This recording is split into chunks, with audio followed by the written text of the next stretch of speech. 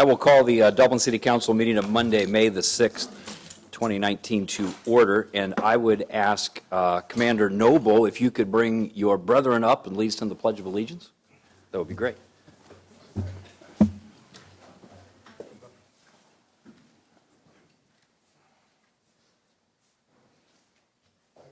Allegiance to the flag of the United States of America and to the republic for which it stands, one nation, under God, indivisible, with liberty and justice for all. Thank you, Jeff. And if you could stay up here at the podium, we're going to have you make a few comments concerning the Memorial Day ceremony that is right around the corner, and seeing Mayor Monahan and Chris Klein and all the veterans that we have in our community. We are so proud of you and what you have done for us. So if you could maybe give us an idea, Jeff, of what we can expect. We greatly treasure everything that you do for our community and for our veterans, and give us the opportunity to recognize the service that you have provided us. So take it away. The ceremony is on Monday the 27th. We step off from Dale Drive up by Wendy's and go down to the bridge and throw the wreath in the river, move on up to the cemetery, and do our ceremony in the cemetery. Our speaker this year is a lady by the name of Bobby Mershon, who was a Vietnam veteran, Army Nurse Corps. So we're looking forward to that. But I would like, and the members of American Legion Post 800, would like to thank you, members of council, for your support of our Memorial Day, and to make sure that each of you understand that you're invited to join us in this commemoration. We also want to thank you for agreeing to end that portion of the event that slipped over into Dublin Veterans Park. It became a little hard to deal with, and so we've always felt that Memorial Day belonged in the cemetery. That's where the ceremony should be held. We'll continue to do the Veterans Day at Dublin Veterans Park. We'd also like to thank you for your support in the cemetery project, the audit of the veterans' graves. We think that this will ensure that we properly honor all of our fallen comrades on Memorial Day, and that we ensure that there's proper maintenance of their headstones and grave markers. So thank you for all those things. We look forward to Memorial Day. It's always nice to have you around. Thanks, Commander. So I think I read in a memo there's an excess of 400 veterans that are buried in that cemetery. There were 360. Matt, do we have a... Yeah. What a fantastic project, so I'm looking forward to the results of that. I always, when we come upon events like this, I always feel very inadequate by just saying thank you, but I guess that's all we really have to say, is to say thank you and appreciate what you've done for us. And John and Mike are among our member, and they are veterans as well. So John or Mike, do you guys want to comment on that, or Veterans Day, or anything else? No, I just want to thank you guys, because you always do a great job for us and put together a really good memorial service that makes us proud. I mean, any veterans in our city always know about what you guys do when they move into this community. They're so happy that we are so into honoring the people that have gone out to serve us. And as you all know, that it's tough to get out of bed at 4 o'clock, leave your family, and go off to some camp and be a soldier or Marine or an Air Force personnel. So, you know, it's tough, and a lot of people just don't do it, and you guys have done it and deserve all our respect, so thank you. Welcome. Thank Mike, you. anything? Okay. All right. Thanks, Commander. Colonel Noble, if I could, Mayor, could you remind us about the picnic afterwards? I don't know if you mentioned it. Well, obviously, the city runs a picnic Right. in Monterey Park, right across the road from the cemetery. Right. It's usually we finish up about 11:45, so by 12 o'clock, I'm sure we'll have people over there grazing. So by about noon will be the picnic over at Monterey Park, like we did last year, as opposed to another location closer to the Veterans Grounds Remembers, just so everyone remembers that. So, okay, thank you for that. Fantastic. Thanks, Jeff. Thanks, Chris. Mayor. Thanks, Mayor. The 2020 census. Mark Boyd. Mr. Boyd is here somewhere. There he is. Please join us up here at the podium. He has distributed some materials at your places for council to look at. And Mr. Boyd, we're anxious to hear from you. Take it away. Okay. Mayor, council members, department heads, members and citizens of Dublin, thank you so much for giving me the opportunity to share some really important information, some vital information regarding the upcoming 2020 census. It's a little less than a year away, and it's a massive operation with lots and lots of moving parts, and we want to make sure you're updated regarding all of them. As the mayor mentioned, my name is Mark Boyd. I am a partnership specialist with the United States Census Bureau, and as that title might suggest, I hope to partner with the city in order that you may get the most complete and accurate count possible. And I'm going to be very brief. I know about this, the Blue Jackets, so. We weren't going to say anything out loud about that, Mr. Boyd, but I see okay. the looks in your eyes, so I'm going to be flying through a lot of these slides, okay? But I hope you don't mind. Dana's going to be well-versed, and Nancy are going to be well-versed, so I want you guys to be up to speed. So what we're going to talk about today is the goal of the 2020 census, some of the objectives. We also want to talk about why we even conducted a decennial census, a brief history and how the data is used. We want to talk about the brand new design for the 2020 census as opposed to the 2010 census, some of the challenges, some of the innovations, and some of the efficiencies we've come up with. And then finally, we want to talk about what you can do to get the most complete and accurate census possible. So let's begin. Goal of the 2020 census is to count everybody once, only once, and in the right place. Let me repeat that. Count everybody once, only once, and in the right place. Our objective, according to our new director of the census, Dr. Stephen Dillingham, is to deliver the best decennial census ever with new efficiencies, cost savings, high-quality results, and strengthened safeguards for protecting confidentiality and privacy. So here's a brief history of the decennial census in the United States. The first one was in 1790, and here's a fun fact.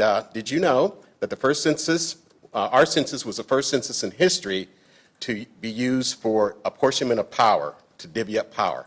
Well, there were obviously other censuses prior to that, and they were mostly used for inscription into the military or for taxation purposes. With ours was the first used for divvying up political power. So that's something we can really be proud of. It was under the direction of Thomas Jefferson, who was then the Secretary of State.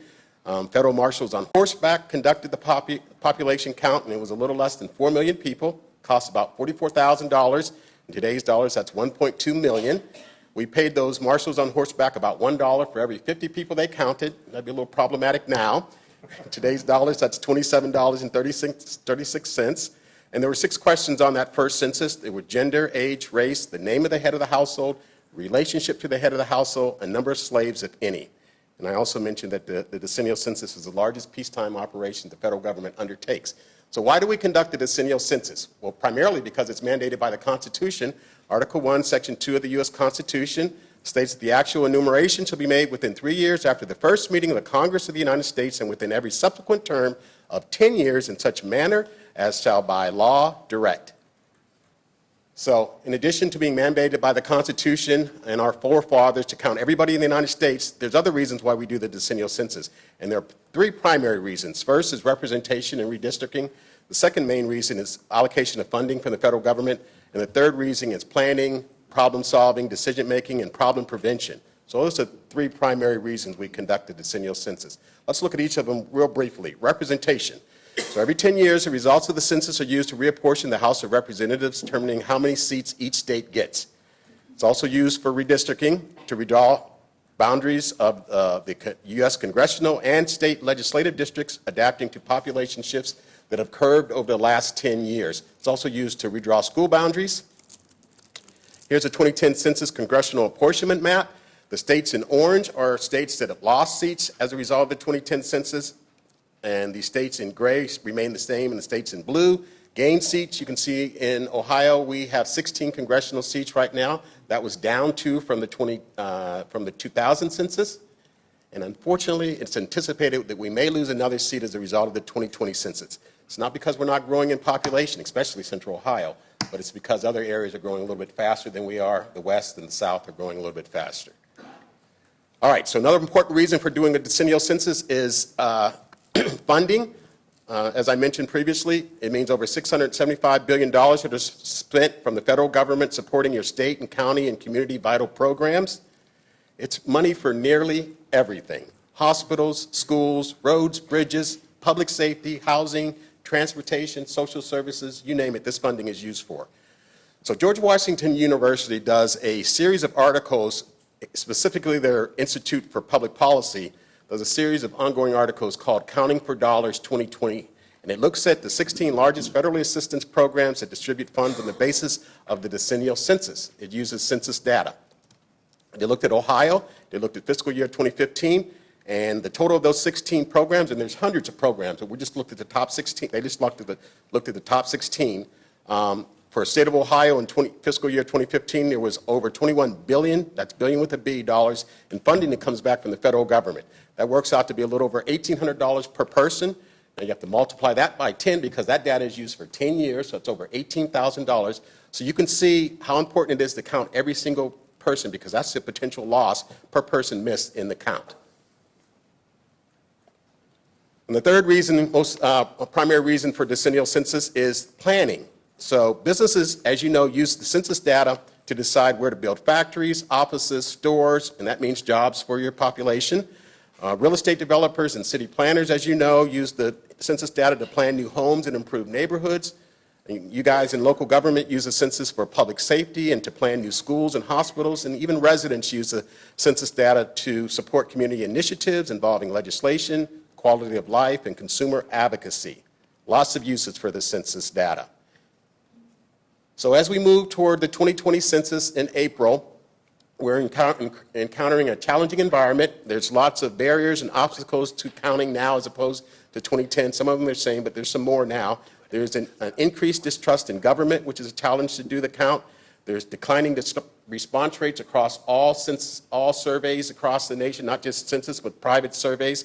There's an increasingly diverse population, and there's some informal and complex living arrangements that make it harder to count.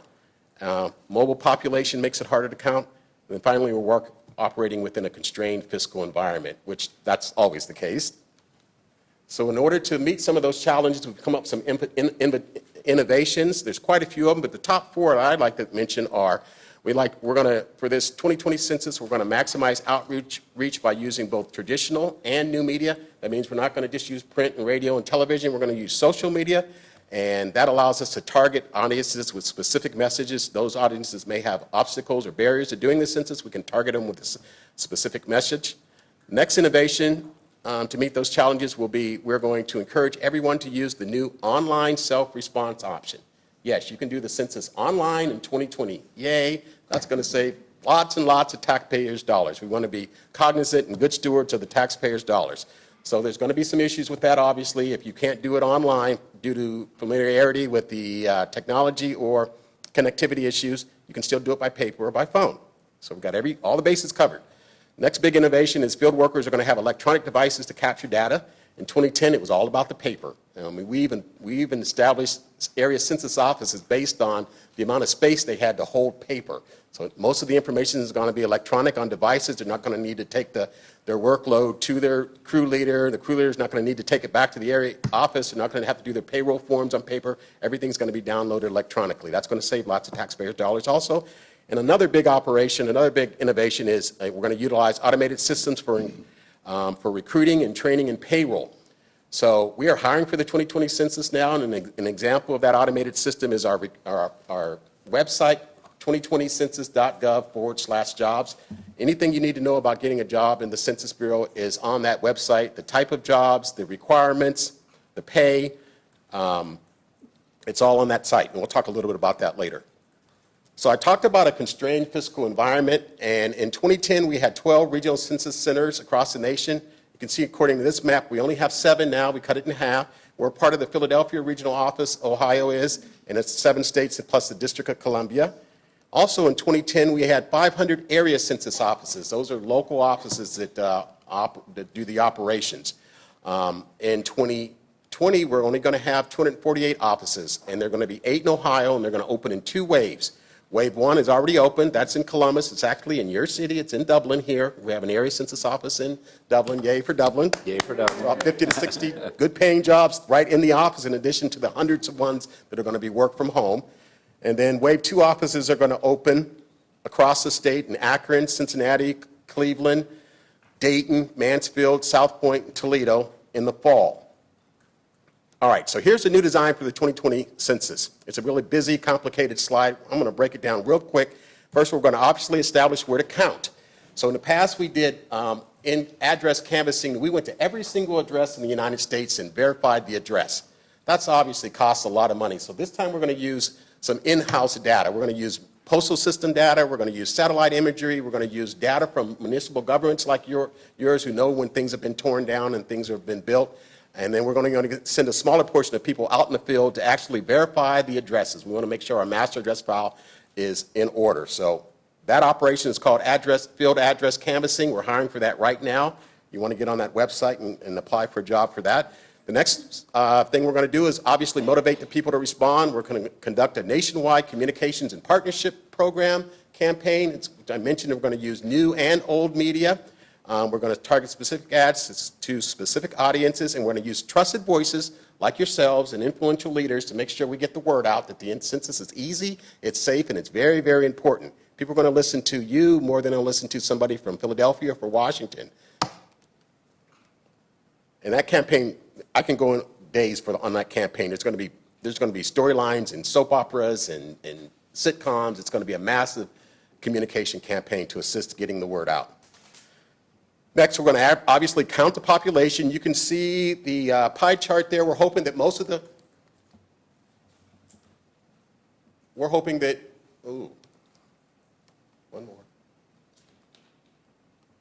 We're hoping that most of the population responds by the internet, over 50% we're hoping, and if they don't, then they can use paper or phone.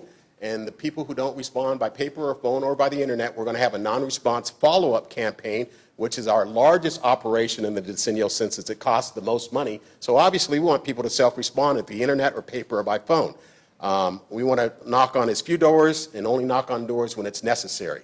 So when people don't self-respond, we'll send somebody out to the house to enumerate. And then finally, we'll release the results to the president on December 31st, 2020, and release the counts for redistricting to the states by April 1st, 2021.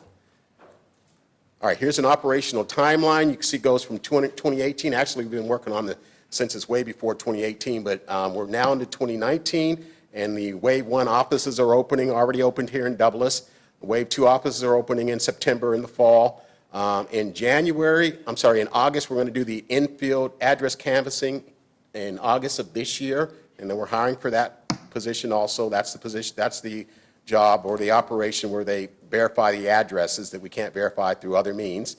Then in January, we're going to begin our enumeration of remote locations. That includes Alaska and some other remote areas. In February, we're going to do group quarters, which include prisons, school dormitories, senior citizen facilities, things like that. And then in March, we're going to send invitations out to respond online for the census. April 1st is Census Day. That's the reference day. In May, we're going to send our non-response follow-up operation begins. And then again, in December 31st, we're going to send the results to the president.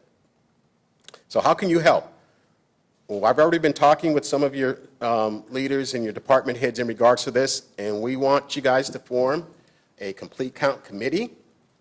And what's a complete count committee? Well, it's a complete count committee, we affectionately call it a CCC, is a volunteer committee of influential leaders and trusted voices from a cross-section of the community who understand the critical importance of the decennial census and are charged with facilitating the most complete and accurate 2020 census possible. A CCC can be established by a state or a local government or a community leader or an organization, and CCCs are typically appointed by the highest elected official or the head of an organization or a community leader. So I'm not going to go through all these sides about the CCC, but the obvious objective of the CCC is to increase your self-response rates to get the best count, most accurate count possible and not to mint people. And you'll develop strategies on how to do that if there's some areas or census tracts where there are low response areas. Some of the hard-to-count populations that you may strategize or target would be children under 5, homeless, seniors, veterans, disabled, immigrants, and non-English speaking. And they work well because they use trusted voices and influential leaders like yourselves to motivate people to respond. You know the language and know the pulse of the community, and you gain valuable knowledge on how the census works and impart that to the local community. These are some suggested membership of the CCC. I'm not going to go into that. Benefits of a CCC, benefits of a membership in a CCC, why you should be, if you were invited by your mayor, why you should join. It's a prestigious, high-profile committee with frequent coverage by the media because of their constant interest in the census. It's an opportunity to network with influential leaders from many sectors of the community. It will increase your knowledge of community demographics, issues, concerns, increase awareness of how census data can be used for planning, decision-making, and problem-solving. And what I think is the most important, it will give you a sense of pride and accomplishment, knowing that you have helped shape a better community.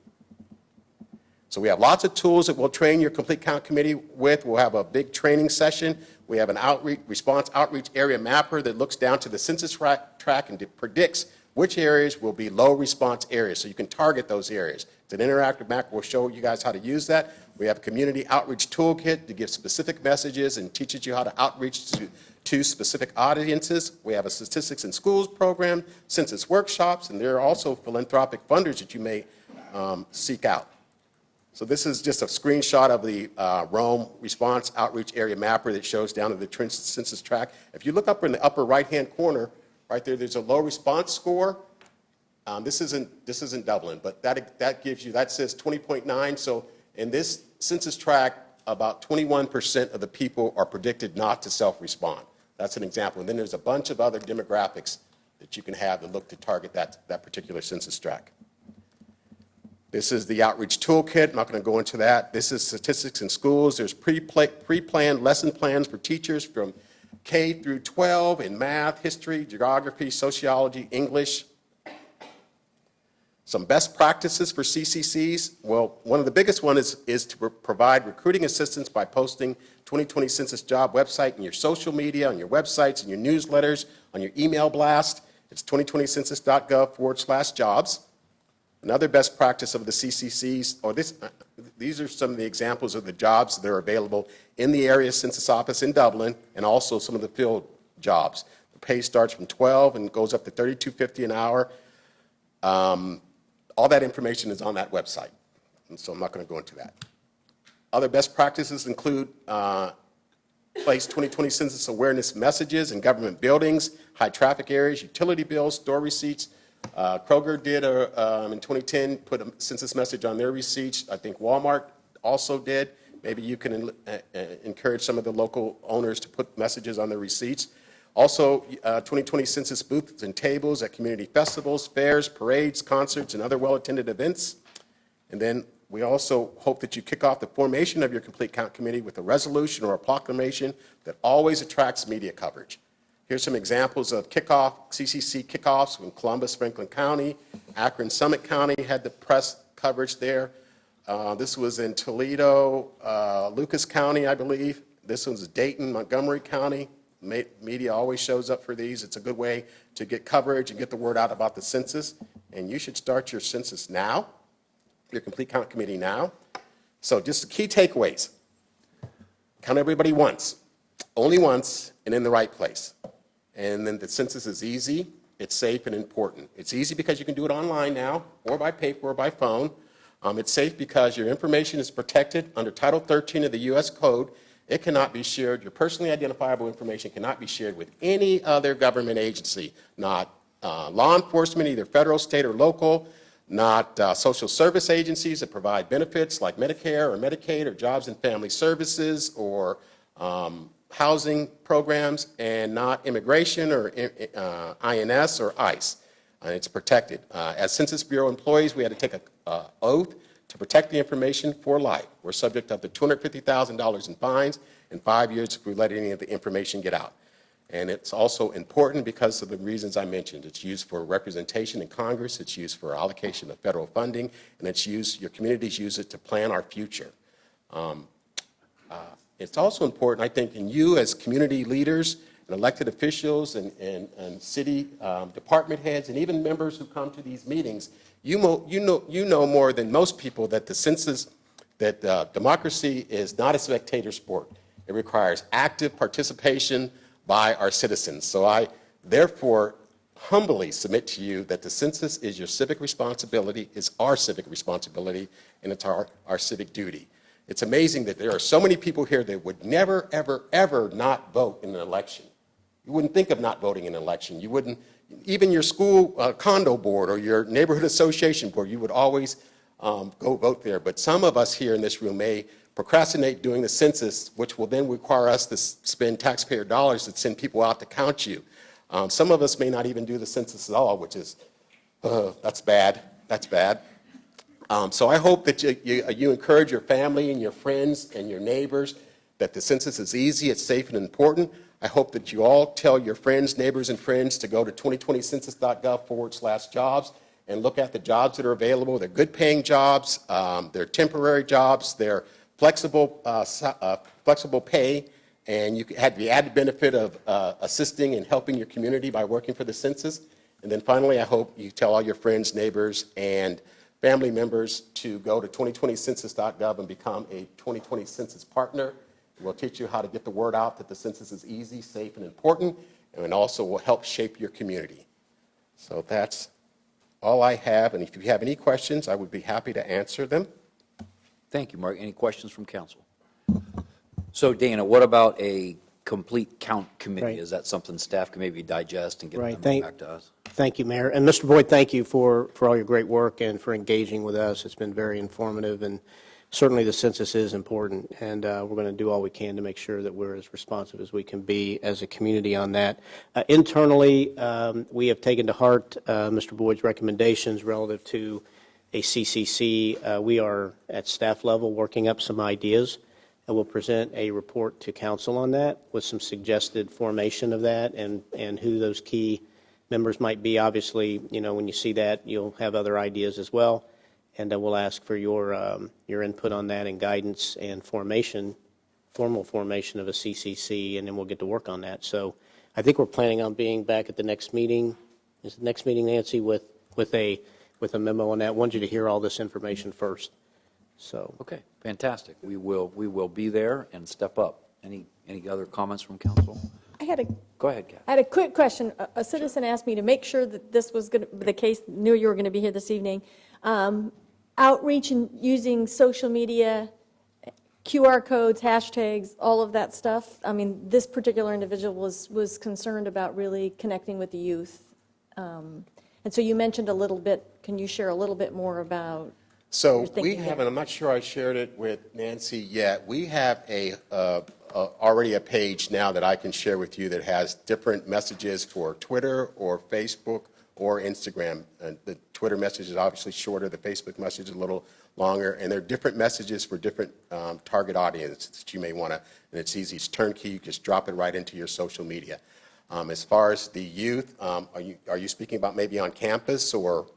And in the community. Right. So Yeah. we're going to have a special operation and partnership specialists like myself who are going to outreach to campuses. I asked my coordinator, could I do that? And she said, you're too old, and we need younger. She said, we need younger people to outreach to the campuses. So they're going to have special people like me, but younger, who are going to outreach to campuses and to the youth.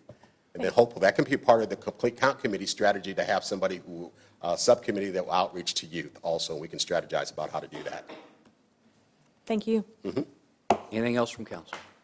Okay, great. We'll look for that memo at the next meeting. Thank you And so much. Mark, we really appreciate you coming in. Thank you No very problem. much for your Thank you. time.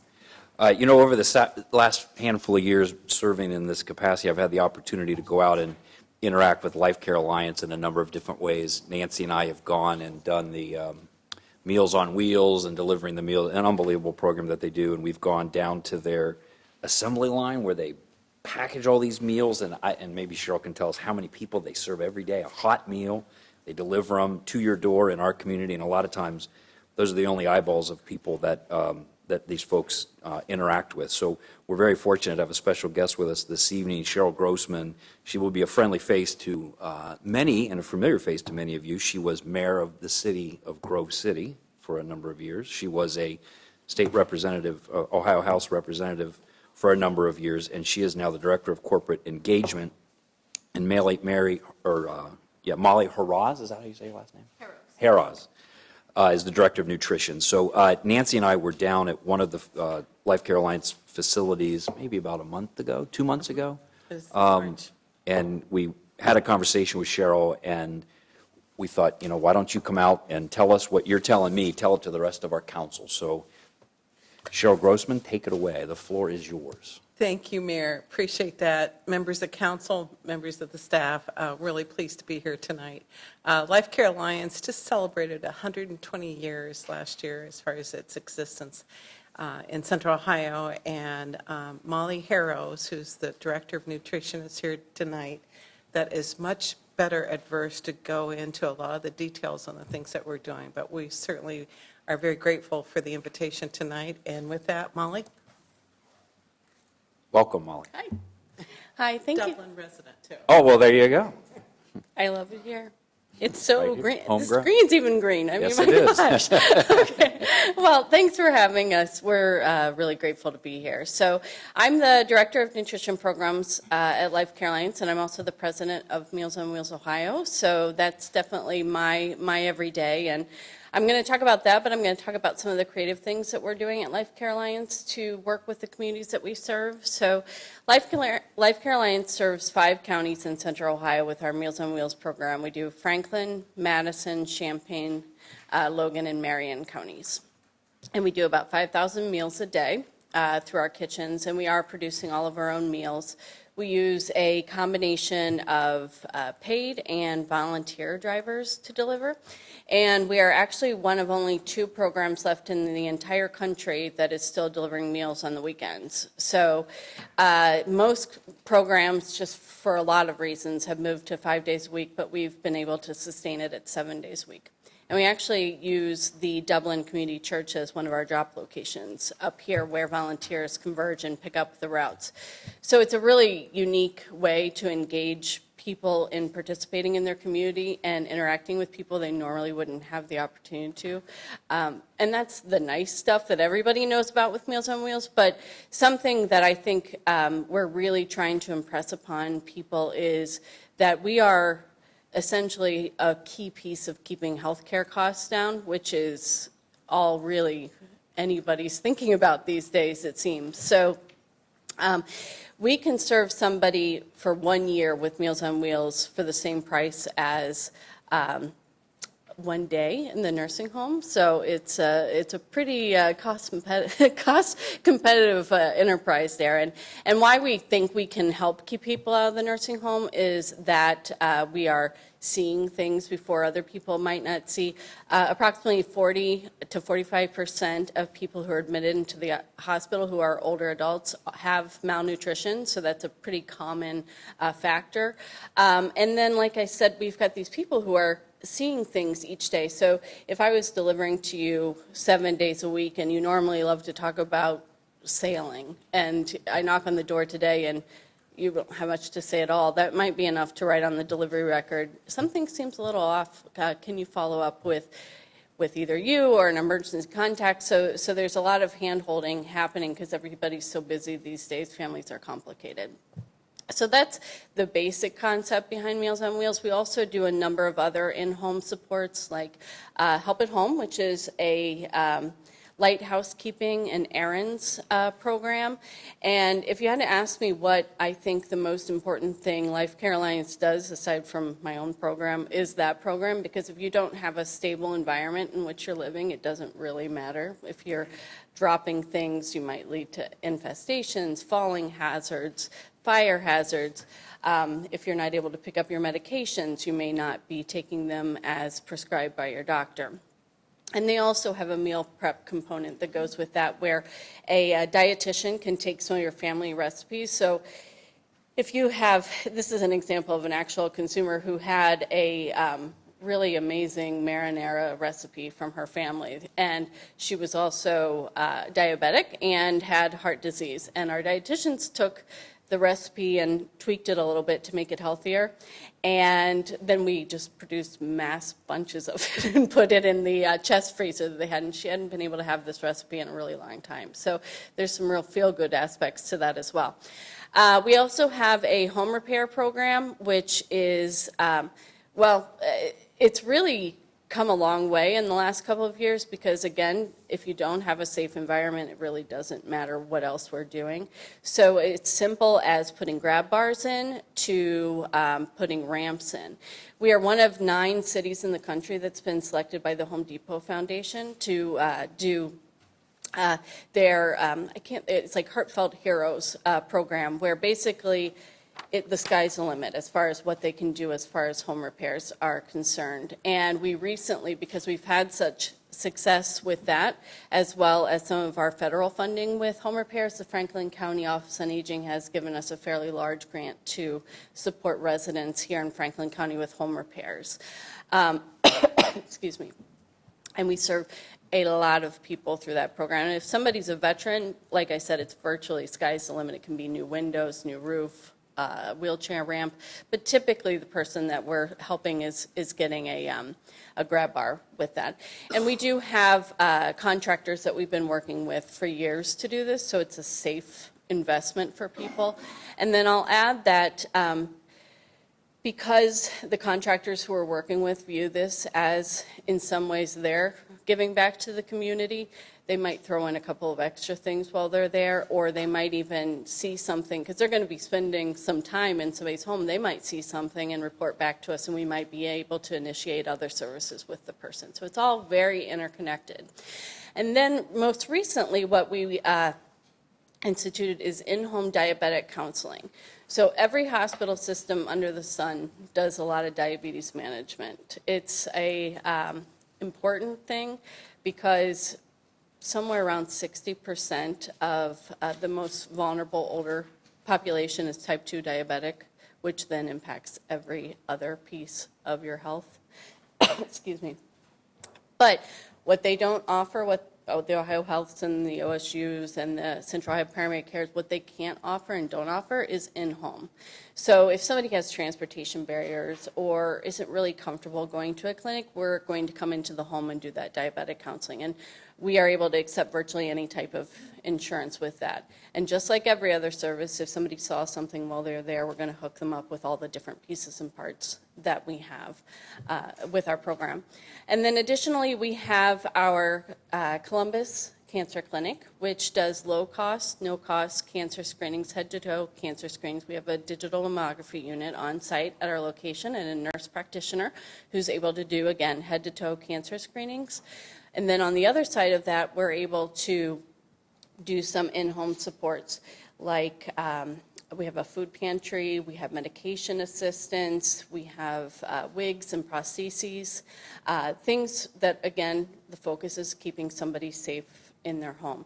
And then we also have a personal safety program, which is everything from feeling safe walking down your street to sitting next to somebody who picks on you every day in your office. It's everywhere in between. Safety is all those things.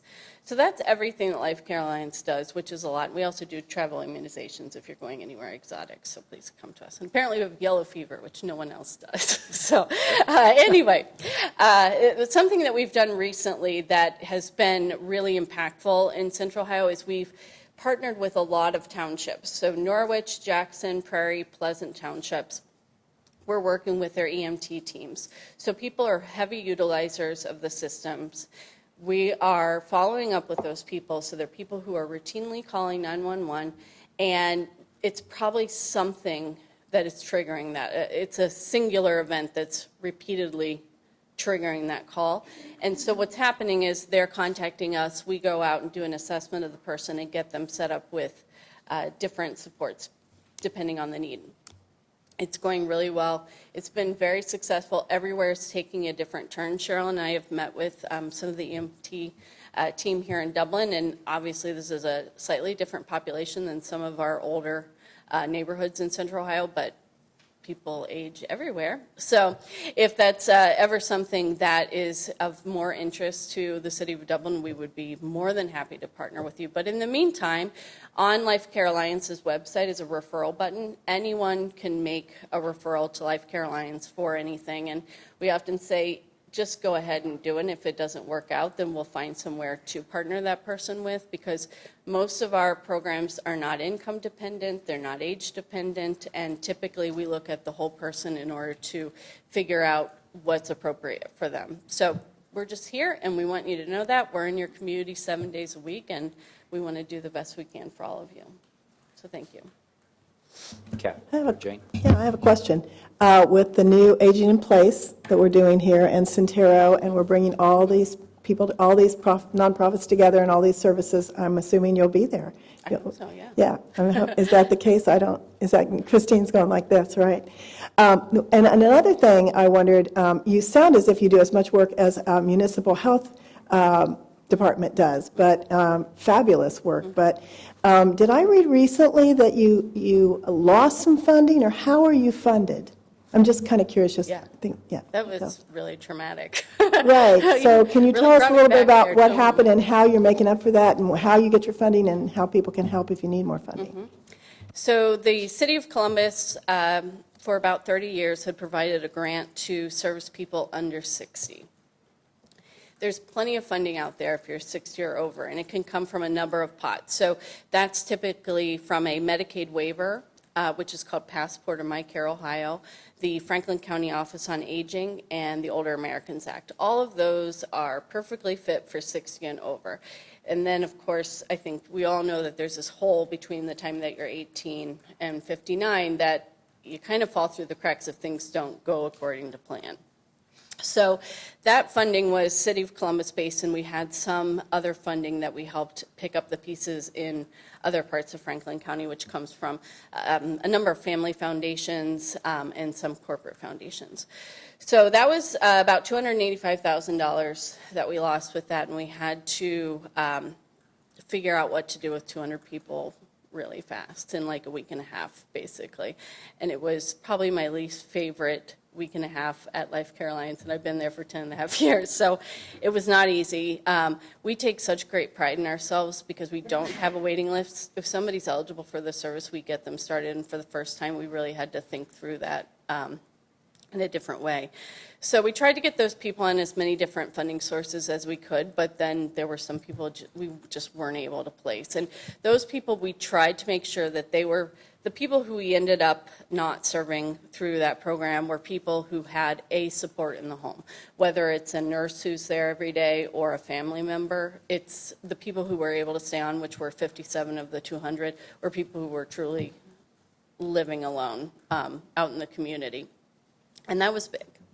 And I will say that of the entire population that we serve, that is the most vulnerable group of people we have. Because if you need Meals on Wheels before you're 60 years old, it's not going well. Things aren't going well. It's either disease or traumatic brain injury, some sort of congenital disorder. It's something that you really are just doing your best, and you need some supports in the home versus being an older adult where you maybe have lost ability, which is, it's just a totally different way of life, and income, finances usually are quite different in that situation as well. So yes, we are looking for additional funding for that because they're not going to stop calling and asking, and we are just trying to figure out what our plan going forward with that is. If you're 60 or over, we'll take you all day long. There's no concerns there because we will find an appropriate funding source. We have people who do private pay with us, but most people, that's regardless of what your household looks like, that doesn't mean your income stream is abundant. So we take a lot of things into consideration when someone's getting started. As Jane mentioned, we recently launched a Forever Dublin as a partnership with Centero. And I noticed on here that you have group transportation as well, and you may or may not be familiar with our new circulator, senior circulator, Share. Yeah. And, we launched that with a temporary funding model, and we are looking to secure permanent funding for that. So I'm hoping that we can have a conversation regarding that, of what portions in the city of Dublin could we partner with you so that might become part of the model, continuing that specific project into the future. So Yeah, there's no reason why we wouldn't be able to do that. We've done that with other communities, and we work with Share as well, but we also have 3 of our own lift vehicles that we're able to use, and we're able to do that pretty much any day of the week, any time. So in those 2 places, that would be extremely helpful. So hopefully Christine or somebody will be reaching. Christine's nodding her head that she'll be reaching out to you shortly and seeing what kind of partnerships we can develop for that. Thank you. Very good. Quick question. You said a lot of your people might have diabetes. Do you have a special meal tailored for the diabetics? Well, so Believe it or not, there's a lot of competition in the world for Meals on Wheels. Who would think that such a delightful three-compartment tray could be so competitive, but it is. And most of the providers have something that's called a diabetic menu. We don't have that if you look at our menus, but that doesn't mean that we don't have it. So we have 4 full-time registered dietitians on staff. And we've taken the approach that diabetes isn't as simple as putting a label on it saying that it's a diabetic menu. It's all over the place, depending on who you are, weight, height, all of it plays into it. So what happens is if somebody needs a specific diabetic menu, our dietitians work with those people to go through the menu and figure out what items would be appropriate for them. And also for people who are managing the most basic of type 2 diabetes, I know there's no such thing, but we have carb counts on the menus where people can pick out the exchanges throughout the day and think, okay, maybe I won't have this slice of bread now, maybe I'll have it later this evening. But all of our, everybody who is a Meals on Wheels customer is available to access our registered dietitians at no charge to them for a phone call to go through their menus. If they want to go through the actual dietetic counseling, we do run that through insurance. Fantastic. Well, it always amazes me the range of services you provide and the range of clientele that you provide them to. Yeah. So we greatly appreciate what you do for folks in every single corner of our community. And Chris and Jane are right. We're going to look at ways that we can partner, and we're going to figure out how we can help. And we We're really ready. appreciate you coming We're in. ready. Cheryl, Thank you. anything else you want to add? We just appreciate your willingness to learn more about Life Care Alliance. It's so nice to be in a community that cares about one another and is very honest. Absolutely. Well, thank you very much, Molly, Thank for you. coming in. Thanks, Thank you. Cheryl. Appreciate it very much. Officer Matt Williams, could you step forward, please? He is appearing here as a representative of what we all believe is the finest police force in the United States of America, and he is here because National Peace Officers Memorial Day will be observed in Dublin and across the nation with flags flown at half-staff on May 15th to honor fallen police officers and show support to those officers currently serving. And whereas National Peace Officers Memorial Day falls during National Police Week, May 8 through 16, and whereas on October 1st, 1961, Congress asked President John F. Kennedy to designate May 15th as a day to honor law enforcement officers, and whereas it is important that all citizens know and understand the duties, responsibilities, hazards, and sacrifices of their law enforcement agency and officers who protect life and property against violence and disorder. And whereas to honor those who serve Dublin, Dublin businesses and residents are encouraged to show their respect to those officers that have paid the ultimate price, their families, and to all police officers by going blue, by placing a blue light bulb in their porch light, garage light, or window throughout the week. And whereas Light Ohio Blue is a coordinated effort which the City of Dublin will observe by lighting City Hall, the Dublin Community Recreation Center, and the Justice Center blue again this year. Now, therefore, I, Gregory S. Peterson, Mayor of the City of Dublin, on behalf of Dublin City Council, do hereby proclaim the week of May 8 through 16, 2019 as Light Dublin Blue Week in the City of Dublin, and call upon all businesses and citizens of Dublin to go blue and to display their flags at half-staff on May the 15th, signed the 6th day of May, 2019. Thanks for coming in, Officer Williams. You want to say a couple words to us? Certainly. Thank you. First of all, I want to thank Mayor and everybody with council. Thank you so much for your support with this. This is my second year being involved with Light Ohio Blue. Last year was Light Central Ohio Blue, and has since expanded statewide to include all the agencies across the state. Your ongoing support is much appreciated. The community changing their light bulbs to blue, I can say personally, I work third shift, so I'm out overnight, and to see the show of support in the community is humbling, and it's honestly moving, and we appreciate it. Your continued support is amazing. I do agree it's the best law enforcement agency in the state and the country. So again, thank you for your support. Light Ohio Blue, we're doing a campaign this Wednesday where we're all meeting at Easton Town Center. A bunch of cruisers from all kinds of agencies all over the state are coming. Like I said, last year was just Central Ohio. This year, Light Ohio Blue. So I'm kind of excited to see how many cruisers actually show up for this. We'll kind of be posing in all these 8 places we go, starting at Easton. Like I said, they're basically closing down the center shopping area of Easton, the outdoor area. They'll be staging our cruisers in certain ways and traveling to different locations. I haven't seen the agenda yet for this year, Last year, we went from uptown Westerville to Hilliard to the Horseshoe to downtown Columbus, the Arena District, and it's just amazing to see all the support we get. So they'll be streaming stuff on Facebook Live and posting pictures on Instagram and all kinds of social media and everything. So if you're interested in seeing that, they'll put out a video once it's all said and done. And again, thank you for your ongoing support. It means a tremendous amount to all of us, so we thank you. Well, the thanks goes the other way, Matt. Do you know of, like, if you need a blue light Right. bulb, can you just go to the hardware stores, Lowe's? I mean, are they Yeah, most of the places? Most hardware stores and grocery stores, Kroger, places like that that actually sell light bulbs, they'll have them. They will be out of stock very quickly since it is Police Week. The Dublin Citizens Police Academy Alumni Association was going to be here tonight, but something happened and they couldn't make it, so they were going to be passing them out. I know they have access to a bunch of them. We have a police memorial service on Friday at 1 at the Justice Center. They're supposed to be there for that as well, so I would hope that they have some light bulbs available for that as well.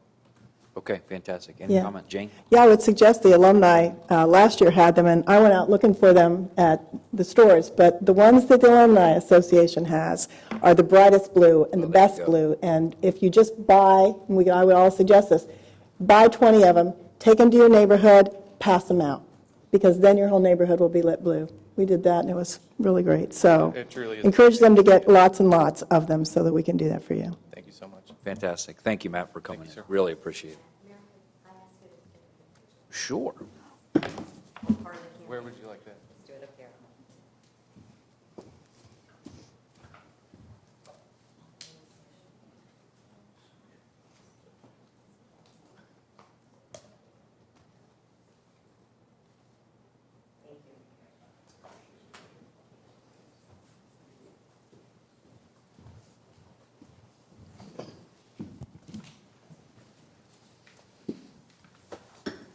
Okay, and moving on to the Bike Month proclamation. Are there any bike ambassadors here?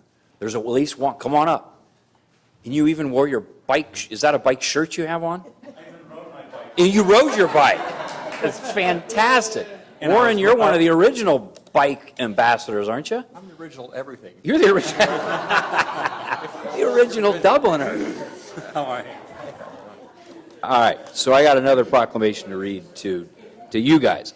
Whereas bicycles are an excellent form of recreation and transportation for the enjoyment of Dublin's scenic beauty, local attractions, and friendly neighborhoods, and whereas these bicycle activities help to make the city attractive to businesses, residents, and visitors who enjoy the outdoors and healthy lifestyles, and whereas May has been declared by communities throughout the nation as National Bike Month for each of the last 60 years, and whereas the League of American Bicyclists, bicycle clubs, schools, parks, and recreation departments, police departments, hospitals, businesses, and civic groups throughout Ohio will be promoting bicycling as a leisure activity as well as an environmentally friendly alternative to the automobile during the month of May 2019. And whereas these groups are also promoting greater public awareness of bicycle operation and safety education in an effort to reduce collisions, injuries, and fatalities and improve health and safety for everyone on the road. And whereas the League of American Bicyclists encourages all citizens to ride their bicycles to work, to the store, to the park, around their neighborhoods, and with friends and family to promote the personal and societal benefits achieved by bicycling. Now, therefore, I, Gregory S. Peterson, Mayor of the City of Dublin, on behalf of Dublin City Council, do hereby proclaim the month of May 2019 as Bike Month in the City of Dublin and urge all residents to ride their bikes as often as they can throughout the month of May and beyond, signed the 6th day of May 2019. So introduce yourself. We know you. And if you want to make any comments on how important it is to bike, I'd appreciate it. There you go. I'm going to give you the proclamation. There you go. Bob Moulton. I work for a company called Covetrus. Probably you never even heard of them. It used to be Henry Schein Animal Health. So we just went public in early February. Really exciting. And I bike to work. As a matter of fact, when I started my new job in November, I was between cars, so I commuted for 2 weeks on my bike. Fantastic. So got a reputation, and it's very safe every day. We're really lucky that Dublin spends resources making it so nice. That's fantastic. Thank you very much. Warren, anything on the bicycle ambassador issue? Well, we did a ride with kids on Saturday, wasn't it? Saturday. Yeah, and it was really fun, and the kids really enjoyed it, and it gets them into biking, So the police were wonderful. They put it together, and it was great. It was from the rec center to downtown. They got a free ice cream cone at Johnson's, and we went back. Fantastic. That's awesome. Thank you very much for coming in. Well, we're doing this again? I suspect Ron didn't want to speak. I'm going to make him help you put it on.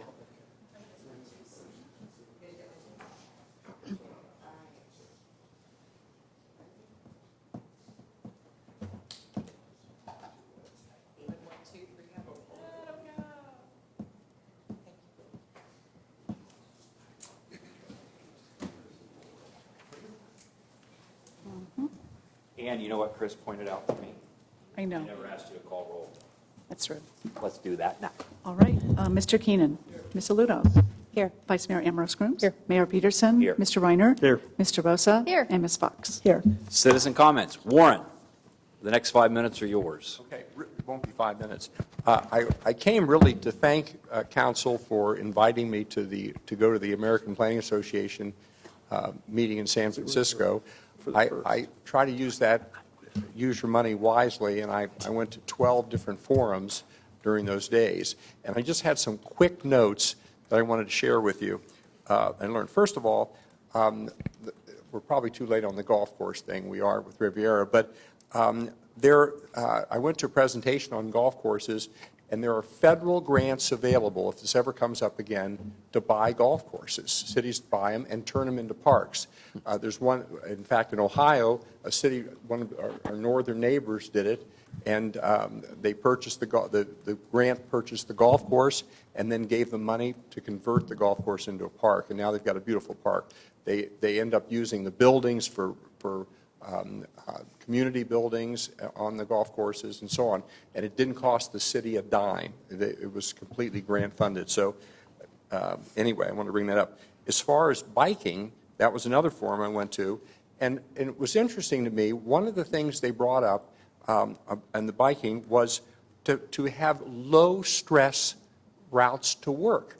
The biggest excuse people use to not ride to work is it's not safe, I'm stressed out, and so on. And at this forum, they brought that up, that the key is, and we're doing a lot of that in Dublin, but I think we can do more. We can always do more. And I thought that was kind of interesting, low stress routes to work, and that was promoted. The other things I did, I took a tour of San Francisco with a planner, okay? And it was very interesting. And San Francisco is an incredibly high densely zoned. It's incredible. And one of the things that was pointed out to us, we drove up to the peaks, and then we looked in the daytime over San Francisco.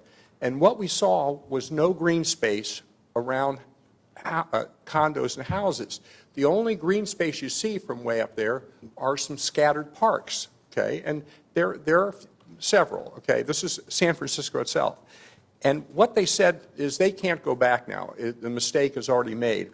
But people need green space that they can take a few steps out of their condo and walk the dog or sit and meet a neighbor. So they said if we could have put pocket parks in here, it would change the complete character of the city. So that's something to really think about as we develop. And the girl from San Francisco, the planner from San Francisco was really good, and she said, just look what we have. And it was amazing. You see a tree occasionally between a house, but even the single-family houses are only this far apart. And what fascinated me was they put side windows on houses that are this far apart but look into other people's windows. It was amazing. But anyway, so, and of course with density and diversity you get a lot of problems. And of course they have a huge homeless and problem because of drugs and mental illness. It's huge. I've been to third world countries that don't have as many homeless people walking around their town. So with density comes problems, but that really resounded to me when we looked over that, and she said, look for green space where people can walk from their house, and there isn't any, okay? There's parks, but they're, you get in the car and drive to it, okay? The next one I went to is adapted transportation, and you guys are already working on that, but they talked about how that's going to solve a lot of problems, and it's going to help people age in place. And the interesting thing they talked about, one of my favorite things, is sustainable construction, because if we're still building 4-bedroom houses for families, but if those 4-family houses are built to be sustainable with quality materials, brick, brick, stone, they can be reused and as the population changes. And so that was something that I thought was interesting. And of course, building affordable housing, still using quality materials. Let's see what else I think that's it. There are a lot of other things, but I won't bore you. But I really appreciate you allowing me to go to that. And I did pick up a lot of things I hope to pass on. And one thing I did learn is Dublin's a great place, and we're doing a lot of things right. So thank you again. Great. Thank you very much, Warren, for coming in. We appreciate everything that you do for the community. Consent agenda. Does any council member wish to remove any of the 3 items that are on the consent agenda as they appear on the agenda? Hearing none, I make a motion that we approve the consent agenda. Is there a second? Second. Ann? Ms. Fox? Yes. Ms. Aludo? Yes. Mr. Rosa? Yes. Mayor Peterson? Yes. Mr. Keenan? Mr. Reiner? Yes. Vice Mayor Ambrose Grooms? Yes. Under the postponed items, Resolution 24-19, Ann? Adopting council goals for 2019-2020. Michelle, we got this fish in the box finally? I think so. Okay. Good evening, members of council. Before you this evening are both the resolution adopting council's goals and the council retreat report. Attached and in your board pack was a summary from Councilmember DeRosa of some suggested changes to the goal statement, so I would draw your attention to that. If council is in agreement with those proposed changes, we would just need a motion to amend both the resolution and the report this evening to incorporate those. Okay, I will make a motion to amend and incorporate those amendments. I will second. Ann? Mr. Rosa? Yes. Ms. Aludo? Yes. Mr. Keenan? Ms. Fox? Yes. Vice Mayor Ambrose Grooms? Yes. Mayor Peterson? Yes. Mr. Reiner? Yes. Thank you, Michelle. Thank you. And now, do we need to vote on the amended, We just did. or we just had to vote one time? Okay, all right, great. Thank you, Michelle, I appreciate it. I make a motion that 14-19 through 20-19, we waive the council rules of order and consider these agenda items together. Is there a second? I'll second. Ann? Vice Mayor Ambrose Grooms? Yes. Mr. Reiner? Yes. Mr. Rosa? Yes. Ms. Fox? Yes. Ms. Aludo? Yes. Mr. Keenan? Mayor Peterson? Yes. These are ordinance 1419, Ginger Shepherd and James Shepherd, 5556 Avery Road. 1519 is Tuttle Partners Limited, 5701 Ebner Circle. 1619 is John J. and Felicia Quinn, 5498 Avery Road. 1719 is William Thomas and Linda Thomas at 5494 Kara Court. 1819 Charles Fry and Amy Fry, 5540 Kara Court. 1919 Christopher Freeman and Michelle Freeman, 5545 Kara Court. And ordinance 2019 is Village of Ball Griffin condominium along Avery Road.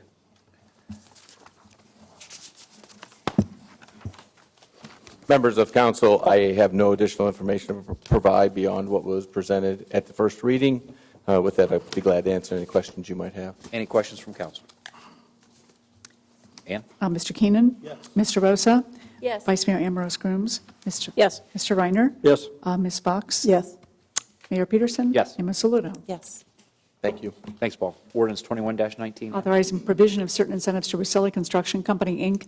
to induce it to purchase a facility to locate an office and its associated operations and workforce all within the city, and authorizing execution of an economic development agreement. Kyle? Thank you. Good evening, City Council. For the legislation this evening, there has been no changes since it was introduced at the previous council meeting. However, we do have Bob Darrow with us this evening, who is a vice president with Russelli Construction, who'd like to share a couple words on behalf of their company. And Bob is also a longtime resident of Dublin. So, Bob.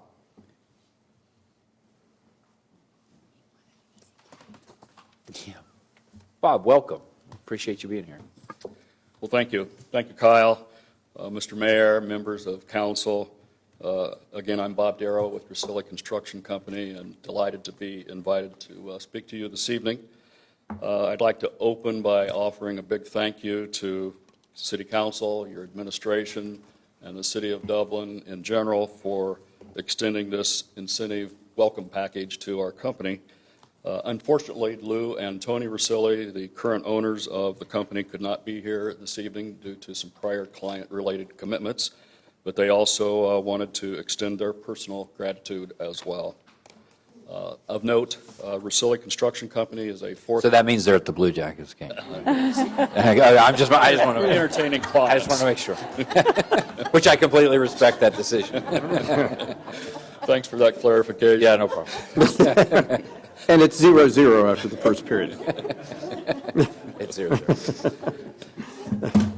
Just some brief background information. Russilli is a fourth-generation, family-owned commercial construction concern, founded in 1945, and will be celebrating its 75th anniversary next year. Even though the company has been based in Columbus most of this time, we've always been very active in the Dublin community and have always felt as Dublin was somewhat of our second home.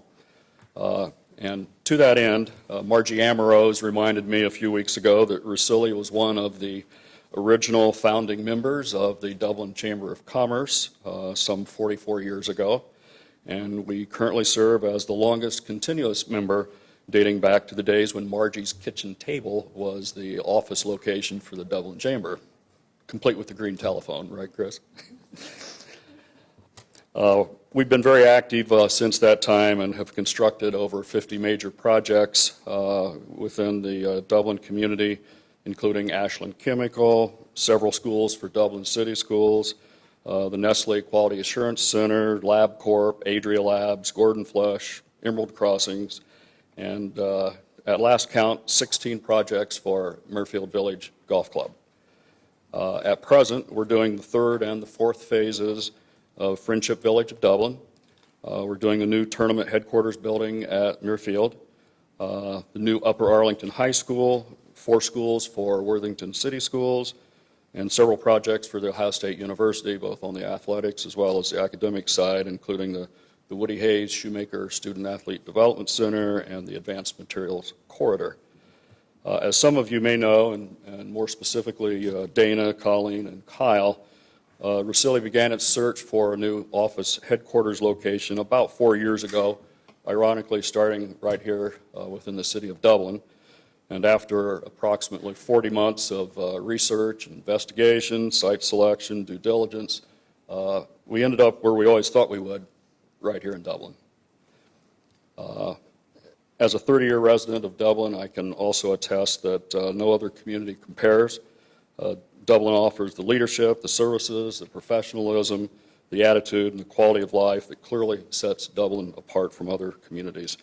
And these are a few of the characteristics which form the foundation and the trajectory that Russilli Construction Company wanted to follow for future decades to come. In closing, and on behalf of Russilli Construction Company, I once again want to thank City Council for the partnership opportunity and the incentive package extended to our company and people. And as a strong community advocate, we're excited and looking forward to the next 75 years as business residents here within Dublin. Thank you. Thank you very much for coming in, Bob. We appreciate it. I don't know that it's a stat that's kept, but I suspect if we counted up the square footage in Dublin, Russilli would be among the leaders of square footage built in our community. So I think it's appropriate homecoming. Well, thank you very much. Just that round Dublin pin on his collar attests to how long he's been around. But this logo? Circa 1985. Early 80s, yeah. But Bob's been a great leader in the community, too. Thank you, Bob, for all your work. Enjoyed it. Thank you. Anything else from council? Ann? Ms. Aludo? Whoops, Jane, did I'm you have sorry. something? No, I just said welcome. I'm glad he's here. Great.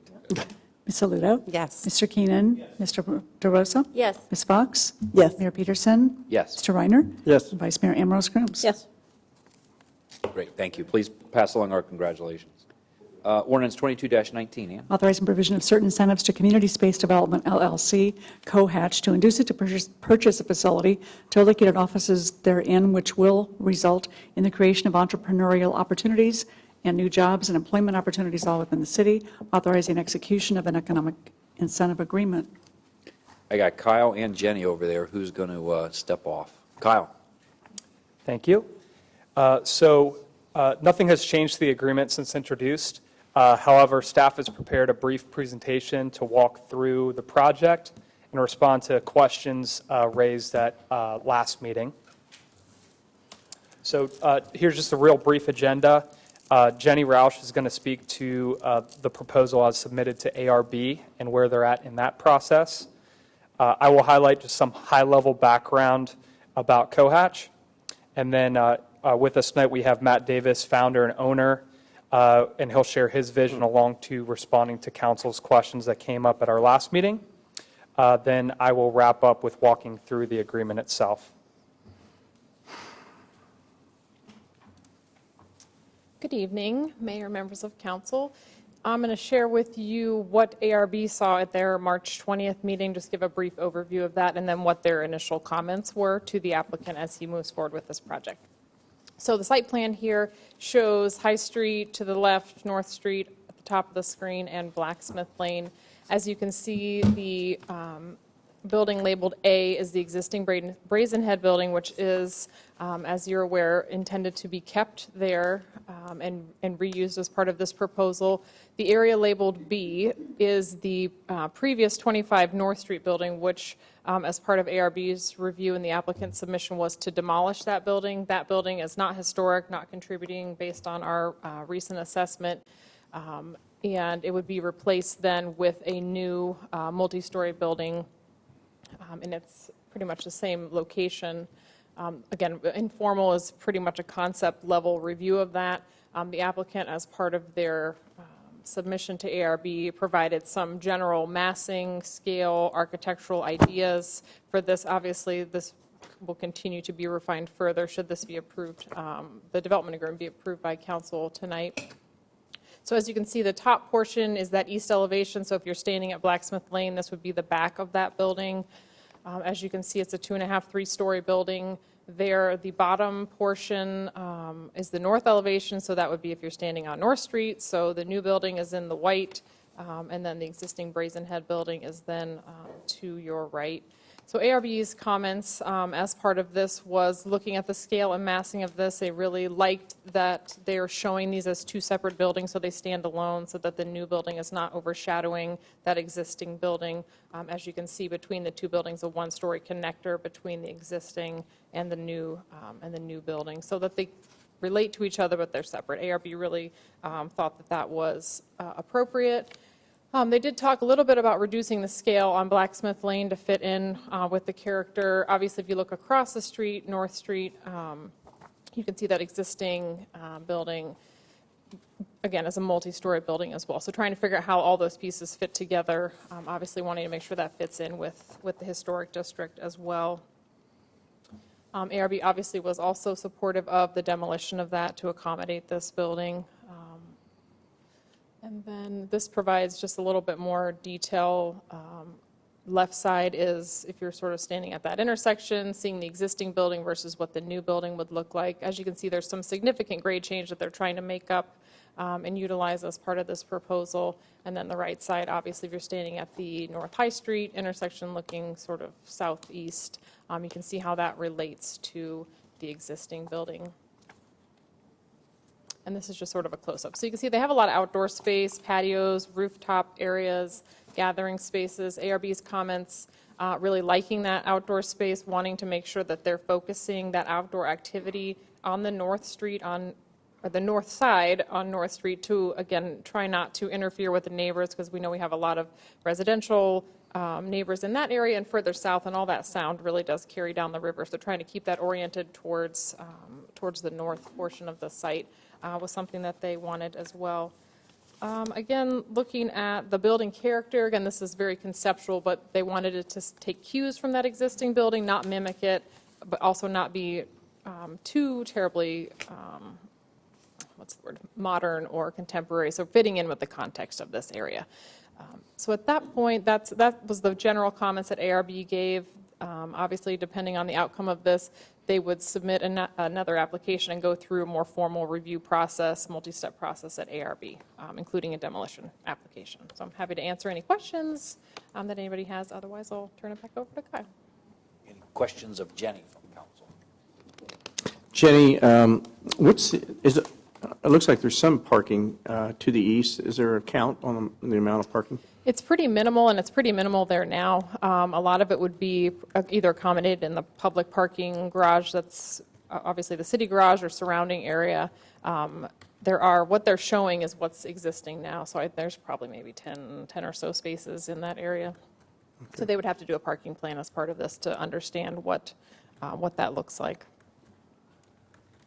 Thank you. What about deliveries and trash pickup? We would have to look at that as part of this as well as we get through those next stages. Obviously, we know that's a concern that council has raised before, especially in the historic district. Chris? I don't know if the applicant would prefer to speak about this, but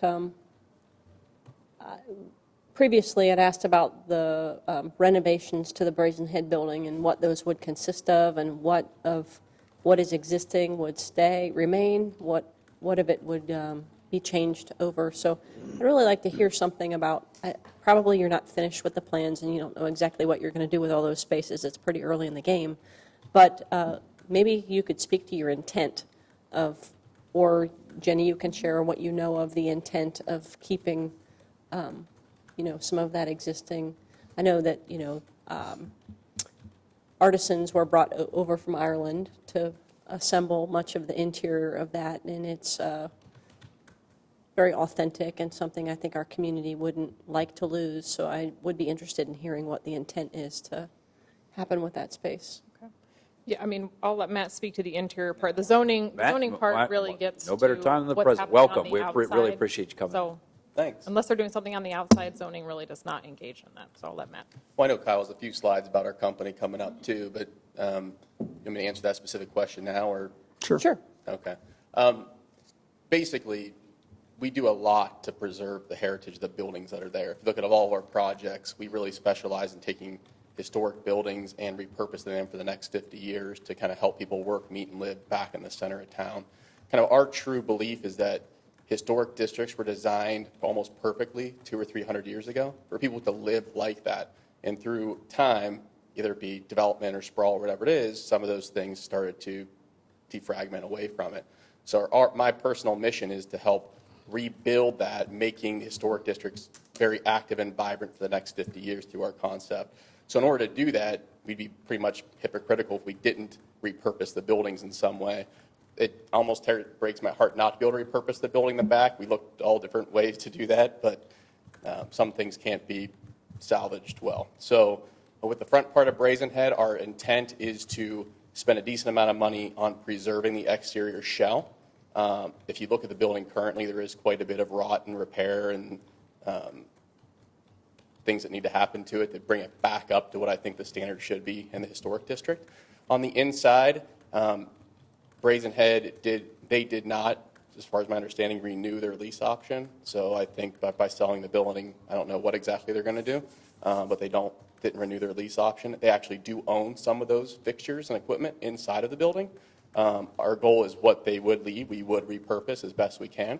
So the vision of the facility up front in Brazen Head for us is to be the modern town hall where, yes, from 8 to 5, if you look at it from 8 to 1, currently they're closed, right? So there's not much activity there.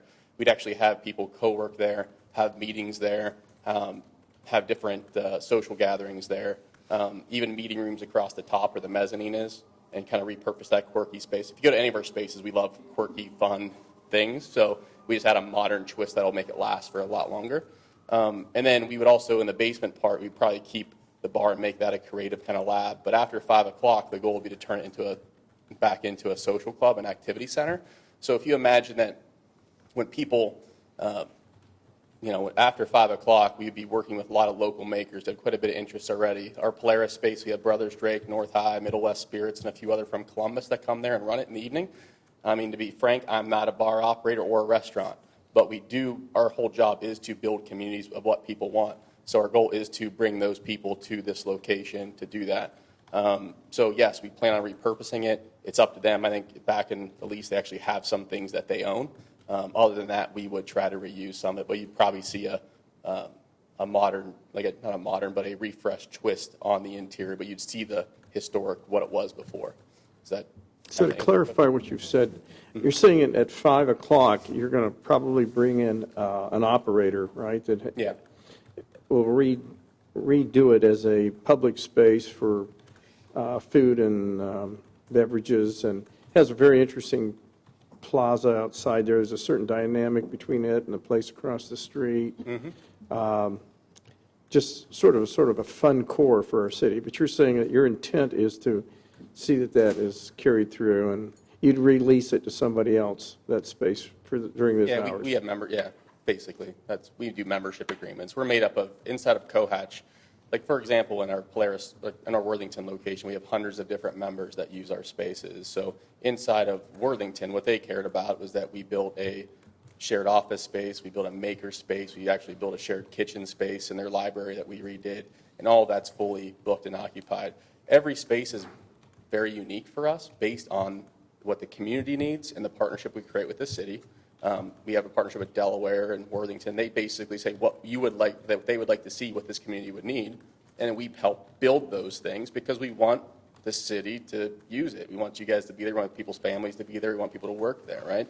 That's kind of our model of what we do. So for us, our Polaris space, there was actually an old English pub out by the Cheesecake Factory. That just opened last week, and it was a bar. So what we want to do there is actually have some fun with it and bring some local makers up there. We do live music on Brothers Drake's going to do Thursday, Friday, Saturday night live music. North High Brewery is going to do special beer tastings and releases up there. And for us, it fits really well because we activate spaces from 8 to 6, which is our core product, work, investor clubs, funding local businesses, that type of thing. From 6 to later in the evening, we do a lot of special events, private parties, and actually nightlife where people get to socialize, congregate, meet, and that type of thing. But we're just smart enough to know that I'm not good at that, so we bring other partners in to do those things. But it will be the public that will be invited Yes. to the space. It's a public bar, restaurant type of thing. Okay. We are debating, I can't commit, we're looking at it'll definitely be a bar and event and music type of thing. Food, we have to kind of see how that kitchen needs some work. And I also am not a food operator, so I don't want to commit to that until I find somebody who wants to do it based on the space. This back part of the building is also preliminary. We really try to go with a farmhouse look. We want to design something that the city wants. The size of that building and the scale ends up helping us figure out the uses that we put in it. The smaller it is, the less I could do. The bigger it is, the more I could do. Somewhere in the middle is probably where it's going to end up. But I believe there will be a food element to it, whether it be a small shared kitchen that like a food truck type uses, or actually a kitchen that we leave up front. But until I get the final design, the square footage, it's hard for me to tell you exactly what it would be.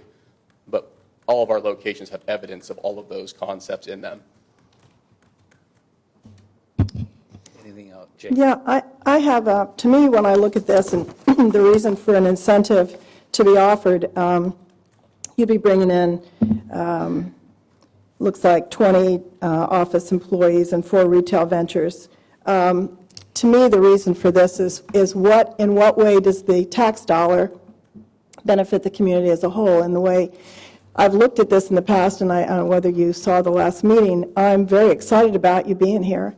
But one of the reasons that I am excited is because the Brazen Head has always been sort of the anchor in the downtown area because it's the only authentic Irish pub, the only authentic Irish anything that happens to be down in the middle of the historic district. And it kind of concerns me when you say you'll renovate it and you'll try to save some of it. To me, the incentive is to save the interior of the Brazen Head. It's irreplaceable, and I would like to know exactly what you'd be saving. It would look drastically different and not recognizable if you just kept a few booths and called that the Brazen Head. So can we get more clarity on that? The only reason I can is I don't own the building yet, and I don't own the property inside of it. Now, if they were going to leave it and give it to me, my answer is different. That's not my place to say what the owner wants to do with that, to be honest with you. Right, so for me, this concerns me because it's quite a big incentive. And if it's just to do co-making space, which I applaud, I think it's great, and I think it creates energy. But the trade-off being, what is the community's benefit if the Brazen Head is gone? Now, I understand we cannot control what's inside of something. But in an incentive agreement or an agreement, you would hope that you would be able to get that trade-off. And so that's important, I believe, not only to the community, but to the energy that's created in visitors coming to see the historic district. It is a landmark, kind of, and the inside of it is also the landmark. So that is an element that I thought was essential to this agreement. Well, my whole brand and our whole concept and how well we've been doing is to create the modern town hall that everyone in the community wants to use. So it does me no good to upset the citizens of Dublin of what they want by building something that they don't want. That's why if I handed the ARB, I'd say, hey, design it for me and hand it to me, I will do everything in my power to build what the citizens want, because that is my customer, and I'm trying to create the modern town hall to do that. So don't take my non-committal nature, anything other than my ability to tell you the truth of what I can and can't control, and I will do my best to do that. So is it possible through staff to get clarity on what is going to be left behind? I think we would only be able to the extent that we know what the owner is willing to leave. And I think Matt would know that better than we would, but we could certainly try that and find out what they're willing to do. I mean, if they have certain property rights to some of the interior, I guess you're suggesting they may have the right to take that out. There's several things in there that's in the back part. The rest they'll probably leave, right? I just, on the back inventory of it. I mean, usually when you buy a building, example, it's things if I could ask, as an example, the bar downstairs, not the basement bar, but the main Front bar bar upstairs, all along that wall. Is That'll that stay. something that can be left, or is that something they're allowed Yeah, I to mean, take? if you look at our spaces that we left the old English bar where it was, because I need to make a bar, right? I need to make a co-working bar. So the bar stays. We repurpose basically elements of it, put new appliances, equipment. You'd probably see a brand new kitchen go inside if we did the kitchen, or I'd move it back to the back part of the building. What we really do is what you'd probably see is we'd encapsulate the different sections of the building. So, for example, upstairs in the mezzanine, if we build really cool meeting rooms for people to use, I'd probably have glass that slides over during the day, and at night when the bar opens, it slides back open back to what it was. So we just try to put our elements to make our space monetizable. We have to be able to do what we do. You asked about our incentive. I mean, in Worthington, we have over 143 full-time equivalents in 2 years in that building. When we started there, we took over the old hardware store attic. It used to be the original town hall theater, and it was vacant. And within a year, it was full. They gave us a second one. We filled it. There was 5 vacancies downtown when we started. There are no vacancies left now in Worthington. The average cost per square foot went up dramatically since we've been there. Another shared makerspace went in just 3 months ago. That was inspired by our Madery concept. So our goal is to be the engine for small businesses, makers, entrepreneurs to take over the town again. Also, it's like, honestly, the price of the real estate in Dublin is significantly higher due to the redevelopment that's going on. So if I'm an owner-operator, I wouldn't be able to afford to do this project without it. The only people that could be is bigger developers that could maybe do that. So I'm trying to basically fund this location and the expansion of other locations and makers concepts in the historic district through the offering that we have. Right, and I applaud that. I think this is the sort of thing that we'd like to see the energy created down there.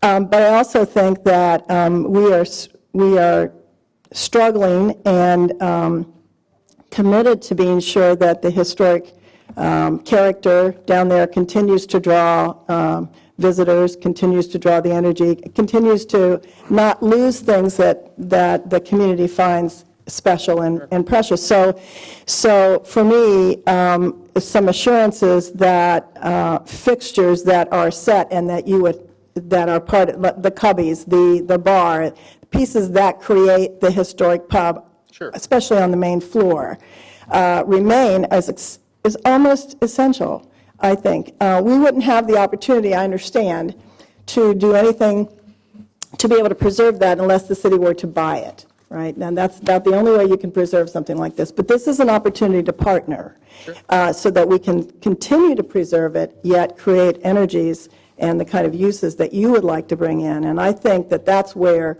the incentive meets the road. Matt, I believe that we will repurpose the space and salvage it better than any other user that will come here. When do you intend to close on the property? Our option period runs out in 4 days, and then, yes, 4 days. And then we have 30 days to close. It'd be June 9th. So if this doesn't, then... Well, I'm really excited. I visited your facility in Worthington with your partner, and, I think the Brazen Head location will be significantly different from that. That was kind of an industrial building that was adapted, so there was a lot of, exposed conduit and things like that. And my hope is for this that it's a little bit different, that it's, feels more like it does at present. But, our alternatives are to have it be a realtor office or a law office or something of that nature in which we offer nothing to our community. So I really appreciate you coming forward with this application. And you've heard us, and I know in communities you want what the community wants, and I think you know what this community wants for that space. And I do believe that your intention is to keep that consistent with what we have. So, and I appreciate tearing down the building behind it. My son has taken music lessons in that building for quite some time, and it's I can't imagine repurposing that building. So, bulldozer is probably the necessary piece of equipment for remodel there. It speaks to compromise. You don't always get everything you want, and maybe we can have a little bit of the best of both worlds here. So I'm fully in favor of what you're trying to do there, what you've done in Worthington and the other Polaris. So I'm hopeful that we can keep this moving forward. Thank you. Okay. Kathy? I got a email from a resident who said, I'm not an entrepreneur, I'm a solopreneur, which is, an individual not really looking to grow their business in terms of lots of employees, but really looking to grow their business in terms of making partnerships and volumes. And they're a user of your other locations. And he shared that he knows of others that are seeking that type of an environment, that's really what's happening in the workplace today. And he said, please consider this, because I really think this is the future of really how a lot of folks are going to work. So I know it's kind of a bit of a brave new world, but I also got an opportunity to tour that. And I think the innovation there and continuing to change it, I very much appreciated your comment of partnership of what the community wants, because you're going to have to help us learn some of this too, because this is a changing way to work. So I appreciate your willingness to do that, and helping entrepreneurs, solopreneurs, and all of us to figure out that future of work. Thank you. We're very proud of that. And if you look at our DNA and makeup, it's not only do we have small business and solopreneurs and work from home people, we also have billion-dollar companies that use us, and we have 25 nonprofits that we give scholarships to, that we found that most nonprofits work out of basements or some other space. Now we give them right access to our spaces, and it just adds to the right culture of people being able to volunteer, see what people do, but put them in the heart of everything. So our goal is to help as many nonprofits, so we give 10 scholarships for every location that we do. So we're trying to blend all that together, so I appreciate it. Jane? One other question. When we visited Worthington, which was a fascinating spot, you had an outdoor patio there that you allowed part of it to be open to the public. We had talked about this at the last meeting, that the front patio might be an open public space. Is that something you're agreeable to? Yes, the way it works is like the front part of our patio will be open patio public space after 5 o'clock in the front. After 5 o'clock? Yeah. It'd be counterproductive for me to allow free use of our co-working space in the front during our business hours. So that's why we kind of restrict it afterwards. All right. But it is open to the public for a bar and other stuff. We actually give all of our members get also free events. So you'll see, and if you look at our Worthington schedule, every night of the week has some sort of different event going on in the space.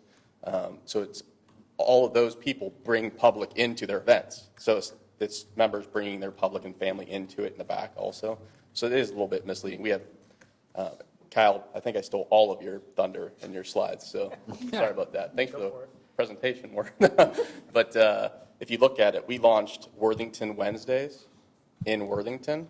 We actually co-developed that with the Old Worthington Partnership and put the money in to fund it. It actually, on the first Wednesday of every month, we open our space and help the town, and we tie a charity to a public event, and it's just started growing that way. So you'll find that part of our number one advertising and PR is actually we create events and we create activities for the community to use our spaces, and it adds value through we always tie nonprofits to it. That is our advertising. So you'll see us activate that location, I believe, more than it's ever been activated before with us being there, because currently it's activated from 7 to midnight on St. Patty's Day. So. Would you be willing to, in the contractual agreement on the main floor, that's primarily the crafted Irish pub on the main floor, be willing to say that your intention is to preserve as much as possible the original Irish pub on the main floor? Sure. I think that would give some assurances that we're definitely going to try to do the best preservation possible, because it would be nice to be able to walk in and still see that it's identifiable as something that actually kick-started the historic district down here. That was the original building when it was first done that actually got everything going, and I think that it would not only be good for you, but it would make the community feel as if that you've done something special for them. Yeah, the interior needs some significant love and attention. It's actually, if you go in there and look at it really closely, it needs some refurbishment itself, so we will be doing all of that. All right, so that would be my request. Are we talking about amending the language of the agreement? I guess, Mayor, if we could have some kind of view from council as a whole on that and the kind of language you want, then we could try to speak to how we could put that in the agreement. I don't want Matt walking out of here unless we nail that down in specificity. Yeah, I don't want it unless we nail it down. I think you're really tying hands. I think we've heard his intent. I mean, I hear what you're trying to do, but I think that's really problematic for him to move forward on this, and I don't want to lose this opportunity.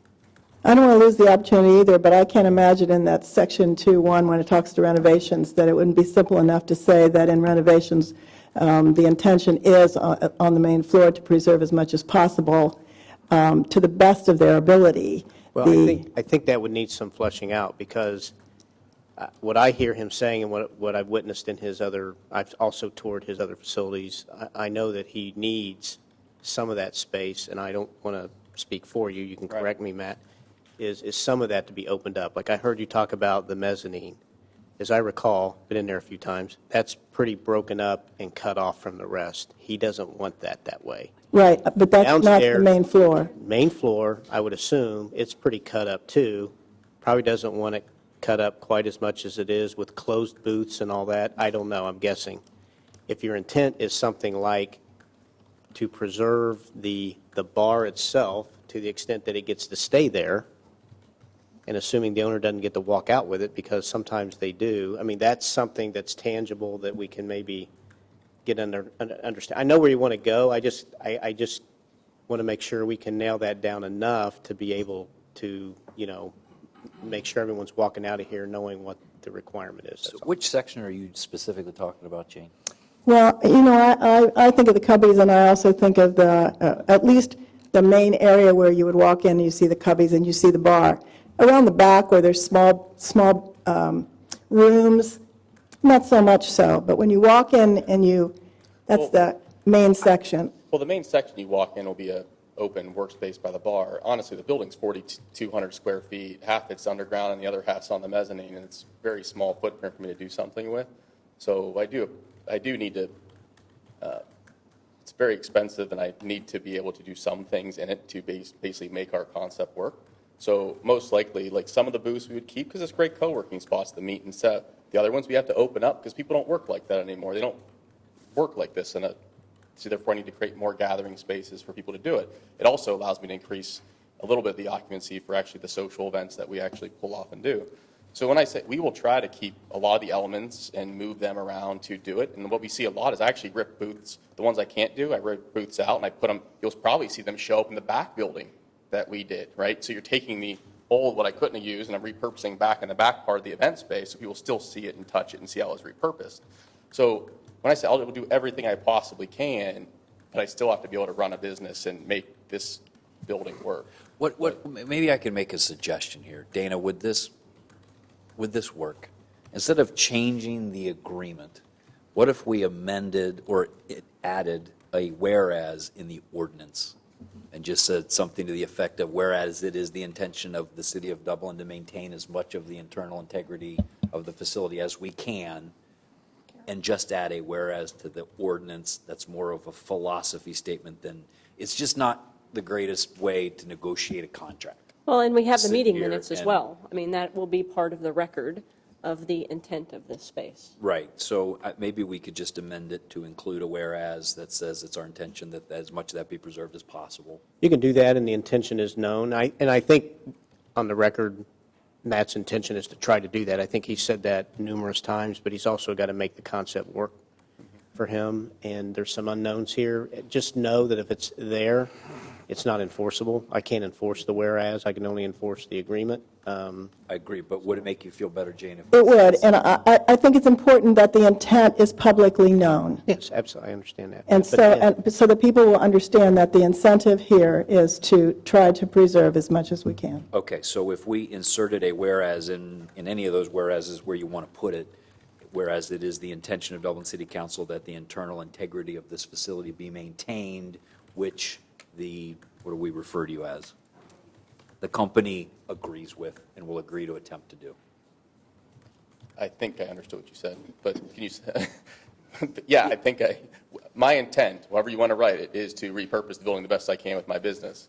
And I will publicly state to all of this that the city will probably love what I do when I'm done, and the citizens can come and see me when we're done too, that we will try to preserve it. I will do everything I possibly can. I don't know what else I could say. Okay, so how would I move to amend the ordinance? I have to come up with this. So you can just move to make an amendment to the ordinance and outline it as you have. We can capture, I think we have that in the minutes. And so we'd have a motion on the amended ordinance with a new whereas clause, vote on that, and then we'd vote on the ordinance. Okay, so I make that a motion to amend, and you have enough to capture that, as you said. I'll second it. Thanks, Mike. Ann? Mr. Reiner? Yes. Ms. Fox? Yes. Vice Mayor Ambrose Grooms? Yes. Mr. Bosa? Yes. Mayor Peterson? Yes. Mr. Keenan? Yes. Ms. Aludo? Yes. And were you guys done, Kyle, on your presentation and everything? Matt stole most of my thunder there, so. Way to go, man. Go ahead. I have one more point of clarity, just so we know. There's been a lot of talk about the brand Brazen Head. You would not own that brand name, correct? That is not, no, I'm buying the building. That Brazen Head is like a different company that Right. operates inside of a So I just building. wanted everyone to be clear. I mean, as much as that is an icon, and I totally get it, just to make sure everyone's clear that it's not a name that he owns or wouldn't necessarily stay on the building, so. Okay, so we're ready to vote on the ordinance then, right, Jane? We good? I'm good. Okay, Ann? Ms. Aludo? Yes. Mr. Keenan? Mr. Rosa? Yes. Ms. Fox? Yes. Mr. Reiner? Yes. Vice Mayor Ambrose Grooms? Yes. And Mayor Peterson? Yes. Thank you, Matt. Good Thank luck. you all. Let us know Fingers how it crossed goes. we get it done, but thank you all for your help. Appreciate it. First reading, public hearings, ordinance 23-19, Ann? Adopting the proposed tax budget for fiscal year 2020. Matt? Good evening, council. I will introduce it, Ann. Matt? Tonight, I'm bringing forward ordinance 23-19, which is the 2020 tax budget. The adoption of this ordinance by its July deadline is required under the Ohio Revised Code in order for the city to remain eligible for our share of local government funds. As noted in the memo accompanying this ordinance makes no appropriations or appropriation changes. With that, I'm available for questions. Any questions from council? Is there any possibility, rather than, passing these proposed tax budget for the fiscal year, can we ever line up our real budget and this so that we did it once and it was for real? No. No. Well, okay. Maybe someone should tell these people when the rest of the world does budgets, and then they could align their budget needs with when the world does them. It's the very beginning of a very long, arduous process. I totally understand the process. It just is, it's a silly redundancy that, government gets, it makes us look bad, and we don't want to. We want to pass real budgets and do real work, and, these people should know when every municipality passes their budget. And other public boards I've sat on have wrestled with the same thing. So your point's well taken. It's just the timing is way off, but. Well, Yeah. Any That's other all. questions, comments from council? Hearing none. Ann? I'm sorry. Oh, That's an no, wait, introduction. second reading. We'll have a second reading on the May 20th council meeting. Ordinance 24-19. Rezoning approximately 2.3 acres on the east side of Coffin Road at the intersection with Adventure Drive from R Rural District to SO Suburban Office and Institutional District. I will introduce it and make a motion that we table this. Do we have a date, Dana, to bring it back, or just table it? Just table it. Definitely. They want to just We table it. just making a motion. I'll to table. second. Is there a second? Ann? Ms. Aludo? Yes. Mr. Keenan? Yes. Vice Mayor Ambrose Crooms? Yes. Mr. Rosa? Yes. Mayor Peterson? Yes. Mr. Reiner? Yes. And Ms. Fox? Yes. Ordinance 25-19. Authorizing provision of certain incentives to Northwoods Consulting Partners, Inc. to induce it to purchase a facility to retain and expand an office and its associated operations and workforce all within the city, authorizing execution of an economic development agreement. Kyle? All right. Before you this evening is an EDA proposal for the purposes of the retention, expansion, and relocation of Northwoods corporate headquarters within the community. The company has grown substantially over the past few years and is making plans to purchase a new building, expanding their footprint from 20,000 square feet of office space to 50,000 square feet. Founded in 2003, Northwoods is a technology company truly focused on human services. Nearly 45,000 social workers, caseworkers across the country use their solutions to manage, collect, view, and share content and data more efficiently, which saves them 2 hours a day.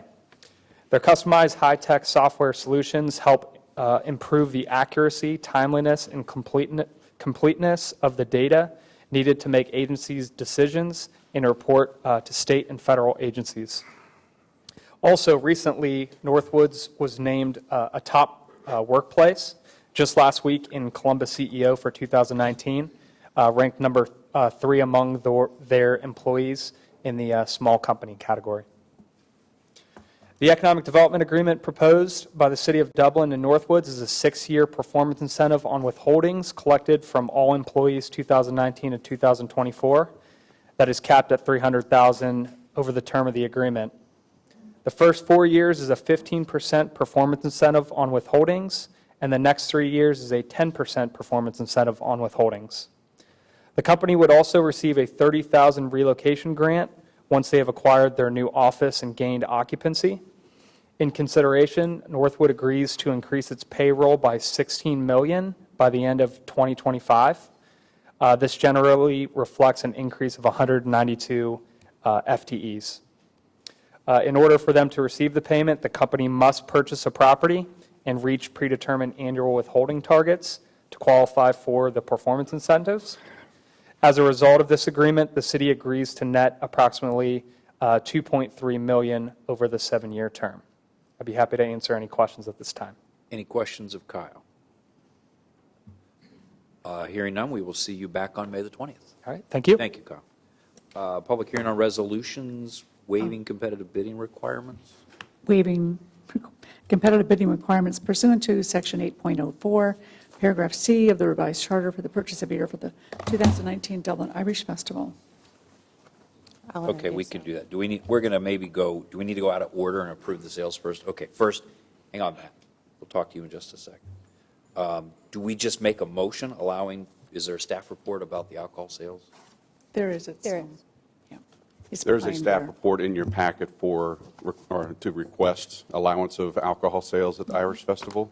So staff is requesting a motion for that allowance. Okay, and you're handling that as well. Okay, Yes. so I make a motion that we allow serving of alcohol in Kaufman Park for that purpose. Is there a second? I'll second it. Mr. Rosa? Yes. Vice Mayor Ambrose Crooms? Yes. Mr. Keenan? Yes. Mayor Peterson? Yes. Ms. Fox? Yes. Mr. Reiner? Yes. And Ms. Saludo? Yes. And now back to the Resolution 28-19. Yes, thank you, Mayor.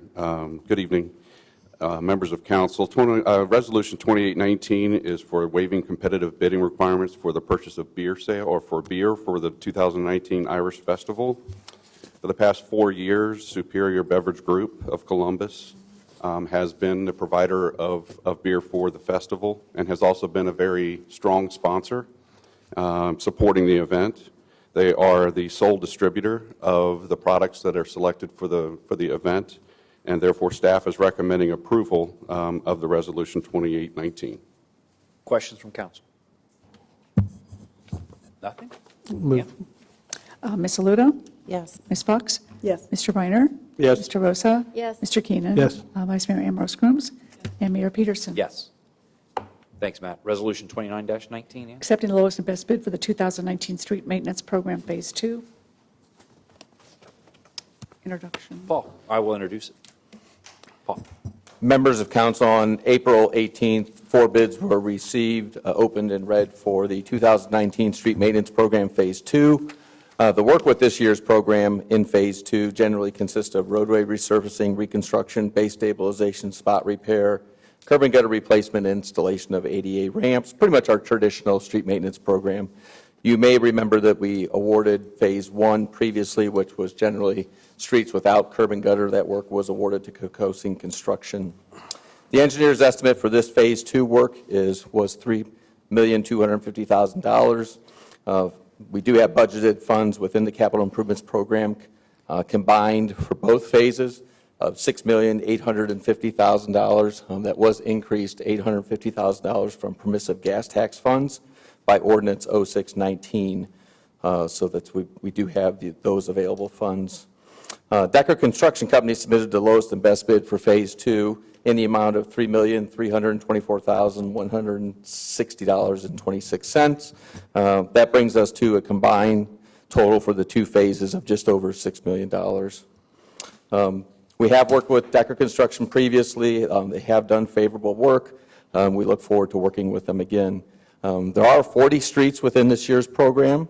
Those were listed in the staff report, and then we did provide an exhibit that showed you those streets. Our typical communication methods will be used, as we always have in the past with our street maintenance program, which would be flyers, dynamic message boards, direct communication, and certainly we always have an inspector on site. With that, staff does recommend approval of this resolution. And lastly, the completion date for this work is November 1st of 2019. With that, I'd be glad to answer any questions. Thanks, Paul. Any questions from council? Paul, for this project came in 2.3% over budget, but the Phase 1 portion came in under budget. So Correct. I can't remember exactly how much. So the sum total of relative to budget for the Phases 1 and 2 is about even? About even. I think just a hair over, actually. Okay. Thank you. You're welcome. Any other questions from council? Kathy? I had a quick question. So as I recall, the street maintenance is done on a rotating basis and an assessment basis. So if a resident has a street or area that they're concerned about that they don't see on this list or whatever, how do they go about communicating that, and is there an opportunity to do that? Absolutely. well? We get that question all the time, whether it's shared use paths, streets, bridges. They get in touch with us. We work with our asset management engineer, Bob Taylor. He does have his program lists, so we have a pretty good idea where we're headed in the next 2 to 3 years. That will change just based on conditions, but on streets itself, it's based on the pavement condition rating or the pavement condition index, which he keeps a tally of. We're just getting ready to go out. We do every 2 years, go out and reevaluate our streets. We're just getting ready to start that again this year by an outside vendor. Okay, thank you. You're welcome. Anything else? Okay. Ann? Vice Mayor Ambrose Grooms? Yes. Ms. Fox? Yes. Mayor Peterson? Yes. Ms. Aludo? Mr. Rosa? Yes. Mr. Reiner? Yes. Mr. Keenan? Thank you. Thanks, Paul. Under the other portion of our agenda is a request for permission to serve alcohol to public property for the Four Fest. Matthew, I don't know how I get selected for this theme, but you're the last one standing. the Crawford Hoying Foundation and the Memorial Tournament presented by Nationwide will again be hosting the Four Fest event down in Bridge Park, May 30th through June 1st. You'll recall last year, roads will be closed. The complex will be closed off. Alcohol will be served by servers managed by Cameron Mitchell. Live entertainment will be provided, and on-site safety and security will be managed by our police department. Staff will continue to work with the foundation on the planning of the event to make sure it is a safe event in support of many city staff members and different departments to make sure that that event is safe and successful. So with that, we are recommending the approval of the request for the waiver, and I believe Miranda Swaney is here from Crawford Hoying if you have any questions directly for her or myself. Hi, Miranda. Does anybody have any questions for Matt or Miranda? I just see it expanded from 1 day to 4 days, right? 3 days. Okay. Miranda, Come on up here. can you come up to the mic? Thank you. Thursday and Friday are going to be a little bit more evening focused, so we're thinking 5 to 11 p.m. And then Saturday is going to be more of a Dublin Community Day. It's going to coincide with the Dublin Farmers Market, so it'll be 11 a.m. to 10 p.m. Okay. And the race this year, what day's the race? On Thursday? The Four Fest race? So we're not really involved with that, Okay. but I know that it is happening throughout the week. I'm just not sure. Okay, thank you. Anybody else? Questions? Hearing none, I make a motion that we approve the request. Is there a second? Second. Ann? Mr. Reiner? Yes. Ms. Aludo? Yes. Mayor Peterson? Yes. Mr. Keenan? Mr. Rosa? Yes. Vice Mayor Ambrose Grooms? Yes. Ms. Fox? Yes. Okay, thank you. Thank you. Appreciate you coming in. Thanks, Matt. Staff comments. Dana? Yes, thank you. I have a couple, just only two, actually. In your information packet, there's a staff memo regarding Blue Zones. As a reminder, the Blue Zones project helps communities in the U.S. implement the longevity and happiness learned from the world's most extraordinary people and cultures to measurably improve well-being and create enhanced community vitality. The method of the work is to drive community-led, semi-permanent and permanent change to our man-made surroundings, environments, and culture intended to make healthier choices easier, more ubiquitous, and sustainable. As the staff memo points out, there are 3 overall phases to a Blue Zone project in its entirety. Phase 1 was a Blue Zone keynote event held here in Dublin on November 15, 2018, with over 100 community members attending. Based on interest expressed, 92% attended felt an inclusive and systems approach to population health should be considered, and 88% felt we should consider the Blue Zones process project in this effort. A Phase 2 would be a 2 to 3 day on-site visit by a team of Blue Zones experts to determine the community's readiness, strengths, and areas for improvement. This would include additional community presentations, one-on-one meetings, and a broad-based focus group effort spanning community interests and composition. The result would be a comprehensive assessment like the one provided in your memo, with your memo. The cost of Phase 2 assessment would be about $50,000.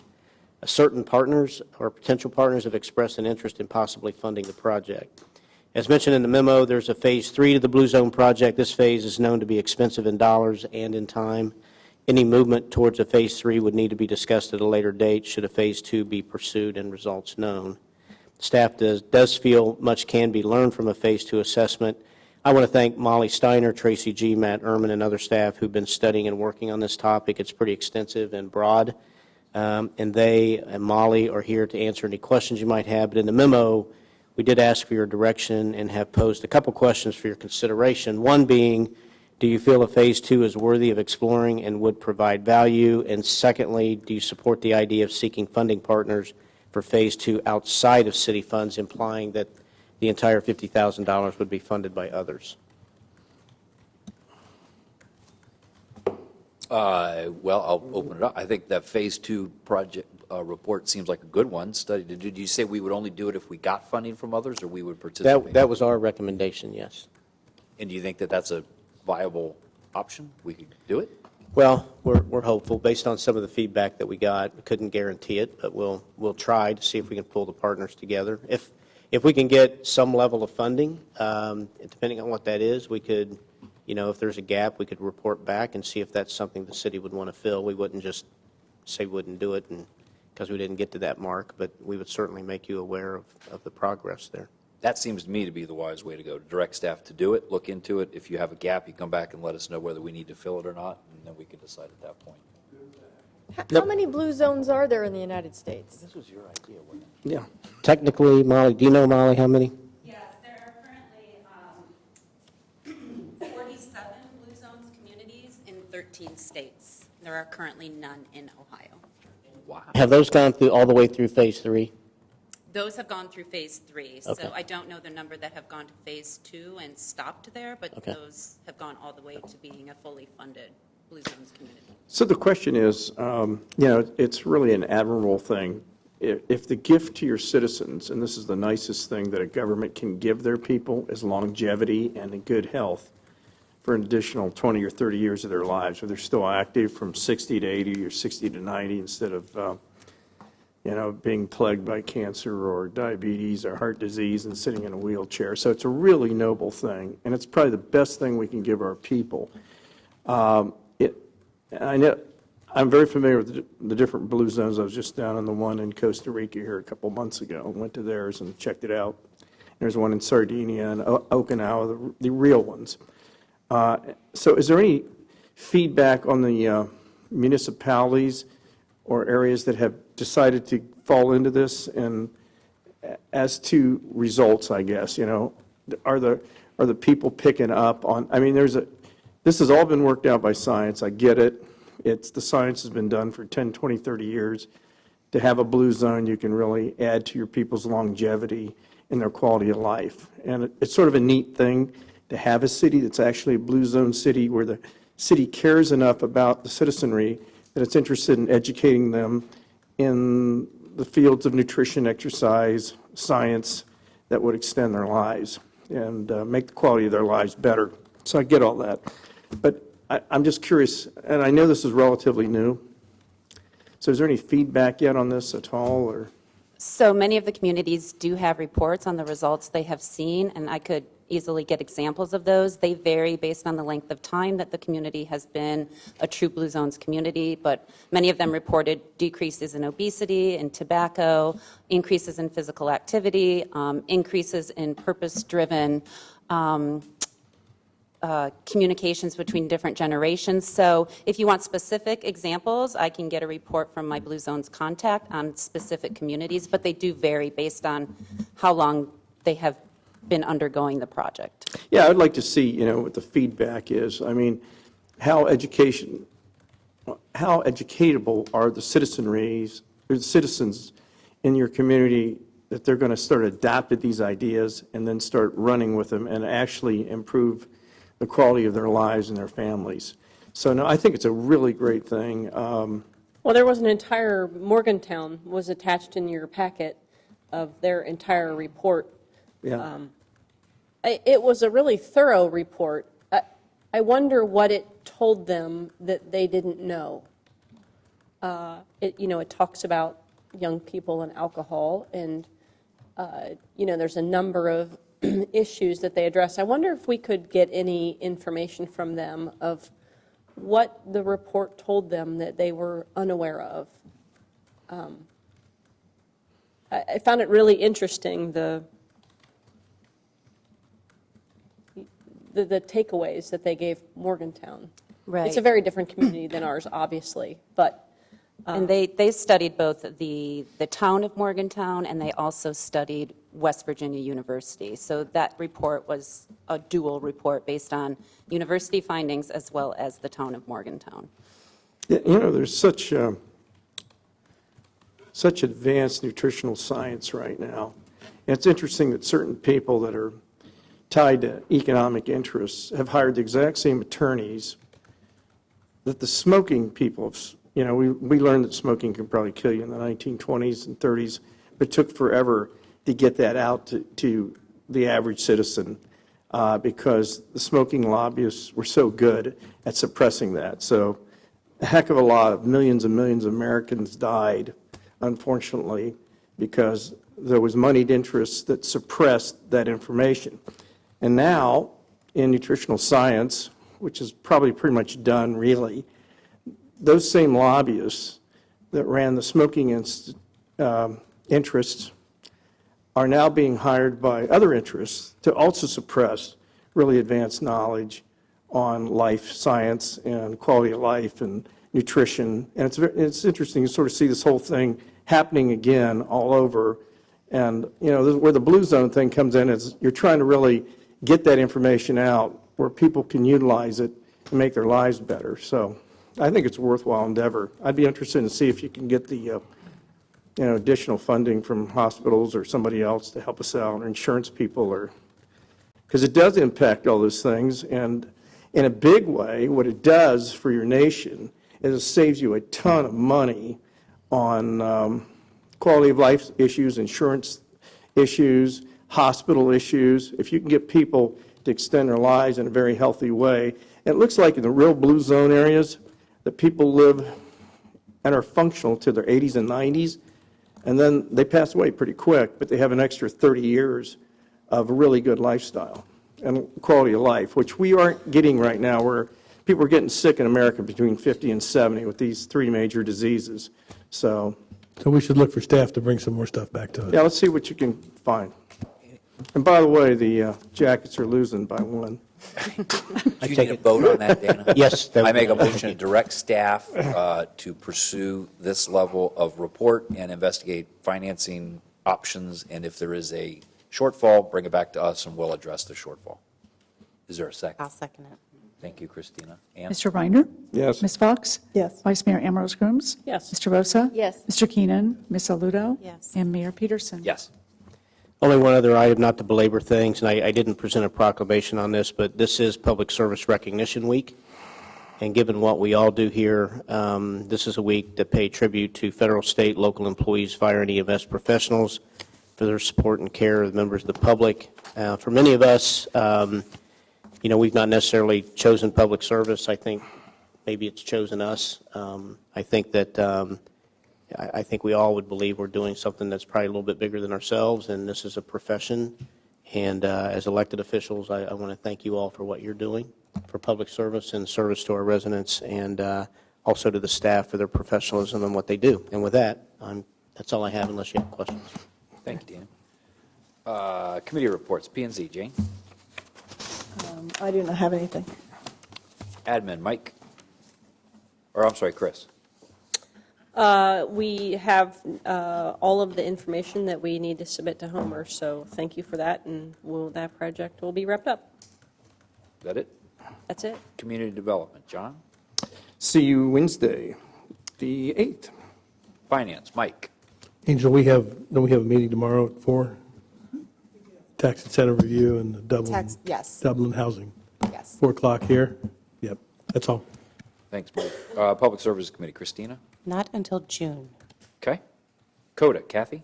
Yes, one quick thing. I wanted to thank CODA for supporting the COSI Science Fest. They provided free transportation for any resident who wanted to take part in that. So they've really started doing a lot of this type of support, and I applaud that and appreciate that.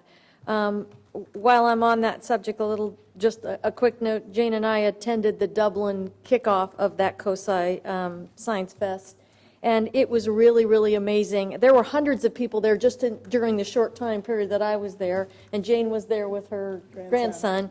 And it is amazing the amount of science work that's done in the community and by our students. So that was terrific. Thank you. Thank you, Kathy. Dublin Friendship Association, Christina. We meet on the 21st.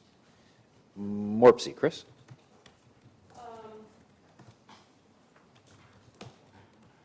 Just briefly, we're going to be tying some of the MORPSI resources with the schools that will provide weatherization of homes. And so been talking with some folks at the schools, and we're going to be tying those things together. And hopefully it'll give a great opportunity for maybe not so many of our residents, but certainly residents of our school district. So looking forward to that project.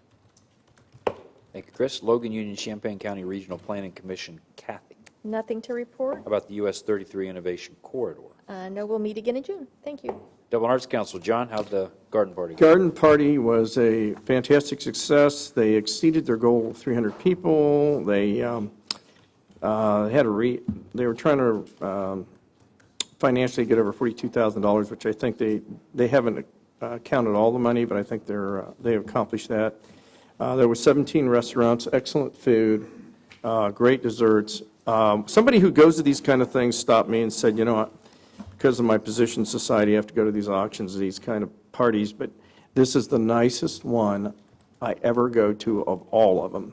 The people, the auction items, it's just really well put together, and I got to thank the Dublin Arts Council people. They really go all out, decorating and just making a beautiful evening. God bless them, they do a great job. So, and I want to thank all of those of you who attended, and it was fun seeing you all there. So, see you next year at the next one, hopefully. It is a great event. I missed it due to a baseball game of the Kaufman flavor, but glad it was a success. Dublin Board of Education, Christina. Nothing. Washington Township, my friends Eric and Chief, anything? Go to the order. Thank you. We appreciate you. It's Appreciation Week. Chris reminded me that we appreciate both of you, so we In my appreciate you. gentle nudge to him, it was far more endearing, but Oh, we appreciate you. Dublin Bridges, Jane? Not in particularly about Dublin Bridges per se, but I saw on the Dublin Bridges Facebook page, and trying to catch up with what's going on, that Washington Township is having a flower sale, is that right, in honor of benefiting the Honor Flight Columbus, coming up. I'll just help you out with this, right? Coming up May 9th, 10th, 11th at the Shire Rings and the Hard Road stations, correct? So everybody come out and buy flowers because it's for the Honor Club. And so there's Dublin Bridges making connections again, right? And then on May 11th, the National Association of Letter Carriers will be picking up non-perishable foods at your mailbox and at the post office. So fill a bag full, leave it at your mailbox, and that will go to help feed those who cannot feed themselves. So once again, Dublin Bridges is advertising and trying to reach out. And I have to say that one of the things that we as City Council are always trying to do is better the community, but nobody betters the community better than the community itself. So we have a great group of folks doing something every day for everyone. Yep. Fantastic. Thank you, Jane. We'll stay right there with you and kick off Roundtable. Roundtable. I wanted to bring to council's attention, I think I mentioned this to Jennifer and it came to staff, that I had a inquiry from someone who was thinking of opening up a new business over on Tuller Road and inquired about the community entertainment district boundary.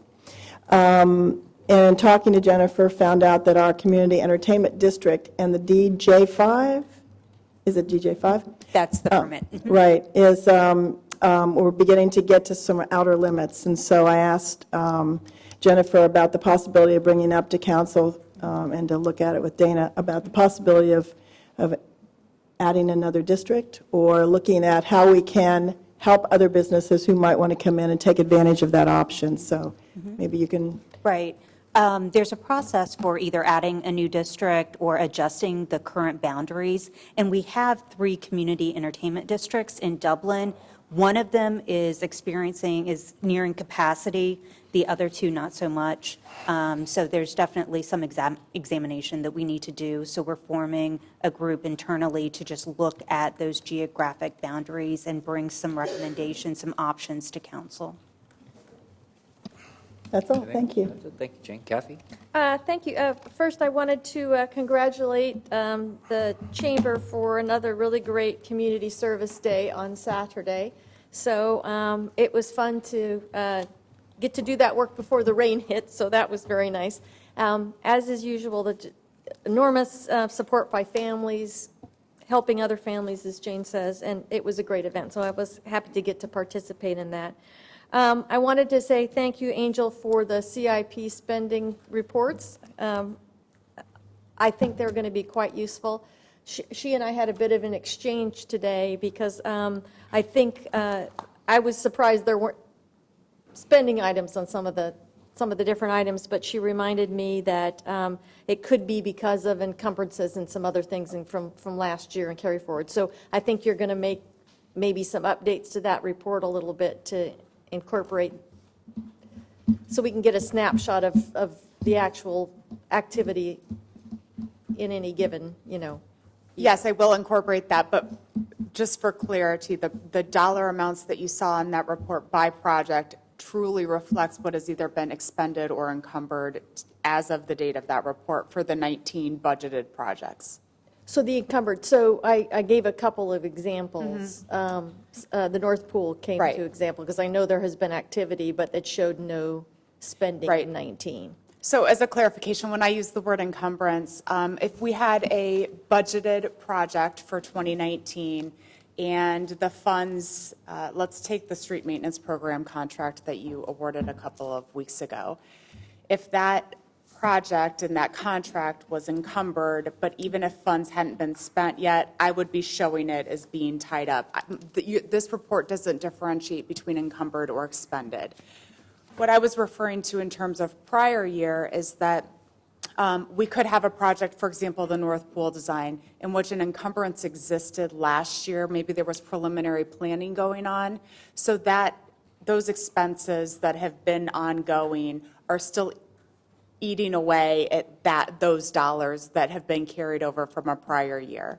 So there's two different types of encumbrances, but the report in front of you, again, accurately reflects either the expenditures or the encumbered amounts related to the 2019 projects that you approved as part of the CIP.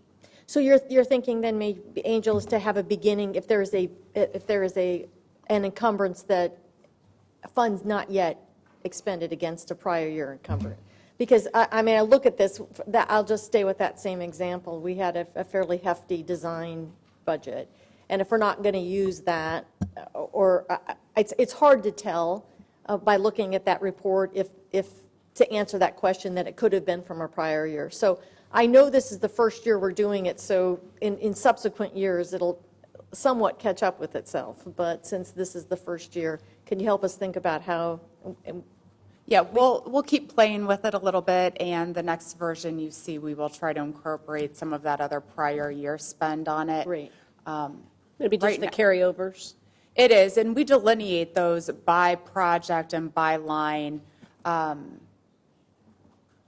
Yes, so we'll play around with different formats. And I so appreciate it, because again, I think what it's going to help us do is that when we go into planning for next year, we have an opportunity to see, what we actually spent against some of those particular projects. And I thought it was easy to read, very helpful. It was just maybe some of those balance carry forwards to help. So thank you for doing that. You're welcome. And then my final item is Jenny provided in each of our mailboxes at my request a copy of the Insight 50/50 report that was produced last week. I know that particular project's been going on a while, and I know our staff has been very actively involved in that particular work. It looks at really a variety of things, from transportation, housing, et cetera, so forth, and helps project both needs and potential planning. And I thought maybe as we go into the CIP planning for next year, because the staff has been so involved in that work, that maybe it would be helpful to maybe have a two-page summary of what we think the important insights from that work could be for Dublin as we go into that planning. So a brief summary of that, I thought it would be helpful. At the kickoff event, it's a very meaty report, and there's a lot of great stuff in there, but what it means to us might be helpful. So I would appreciate that if that's a doable thing. Thank you. Kathy. John? I'd like to pass, except for it's now the 16th minute of the third period, and we're still down by 1, so our chance to slam Boston, which would be just awesome, is slipping away. So, okay. Mike, try to follow that. Christina. Thank you, I'm good. Chris. Just wanted to thank all of our neighborhood leadership folks for coming out for the meeting on the 23rd. It was a really great attendance, and our staff did a nice job of presenting. I'm going to follow up with Megan about Memorial Drive and that tunnel that's seemed to be dragging along. Also, thank you to the Arts Council for the garden party, the Chamber for Community Service Day. And I wanted to congratulate Dom Taberry. On Saturday, I had the opportunity to attend the COSI Science Fest, where he was awarded a medal for his for the work that he's done on the distracted driving. And we were standing on the stage, and I was prepping to give him his medal, and he said, "You know, today's Maria's birthday." And so we had a little chat of what a wonderful way it was to spend her birthday, that he would receive this medal, being acknowledged for some terrific work that he had accomplished as a result of a tremendous loss. So I want to congratulate him and thank him for his work on that. And it was unfortunate that they didn't have great weather down there for that Science Fest, because my goodness, they worked so hard, and all of the ingredients were there. And there were a ton of people there. Stephen White, who was here several weeks ago, told me that they had expected 20,000 people. And I'll bet there were 20,000 people there. All of COSI was packed, and the vendors' tents, people ran from tent to tent despite the rain. So congratulations to COSI on that, and certainly big congratulations to Dom Taberry, and really doing something tremendous as a result of a tremendous loss. Yeah, Dom is an exceptional Dubliner, put it that way. My only comment is to send out our thoughts and prayers to Allison Leroy and her family. Her mother passed away, so we are thinking about you, Allison, and wish you and your family the best. With that, we are adjourned.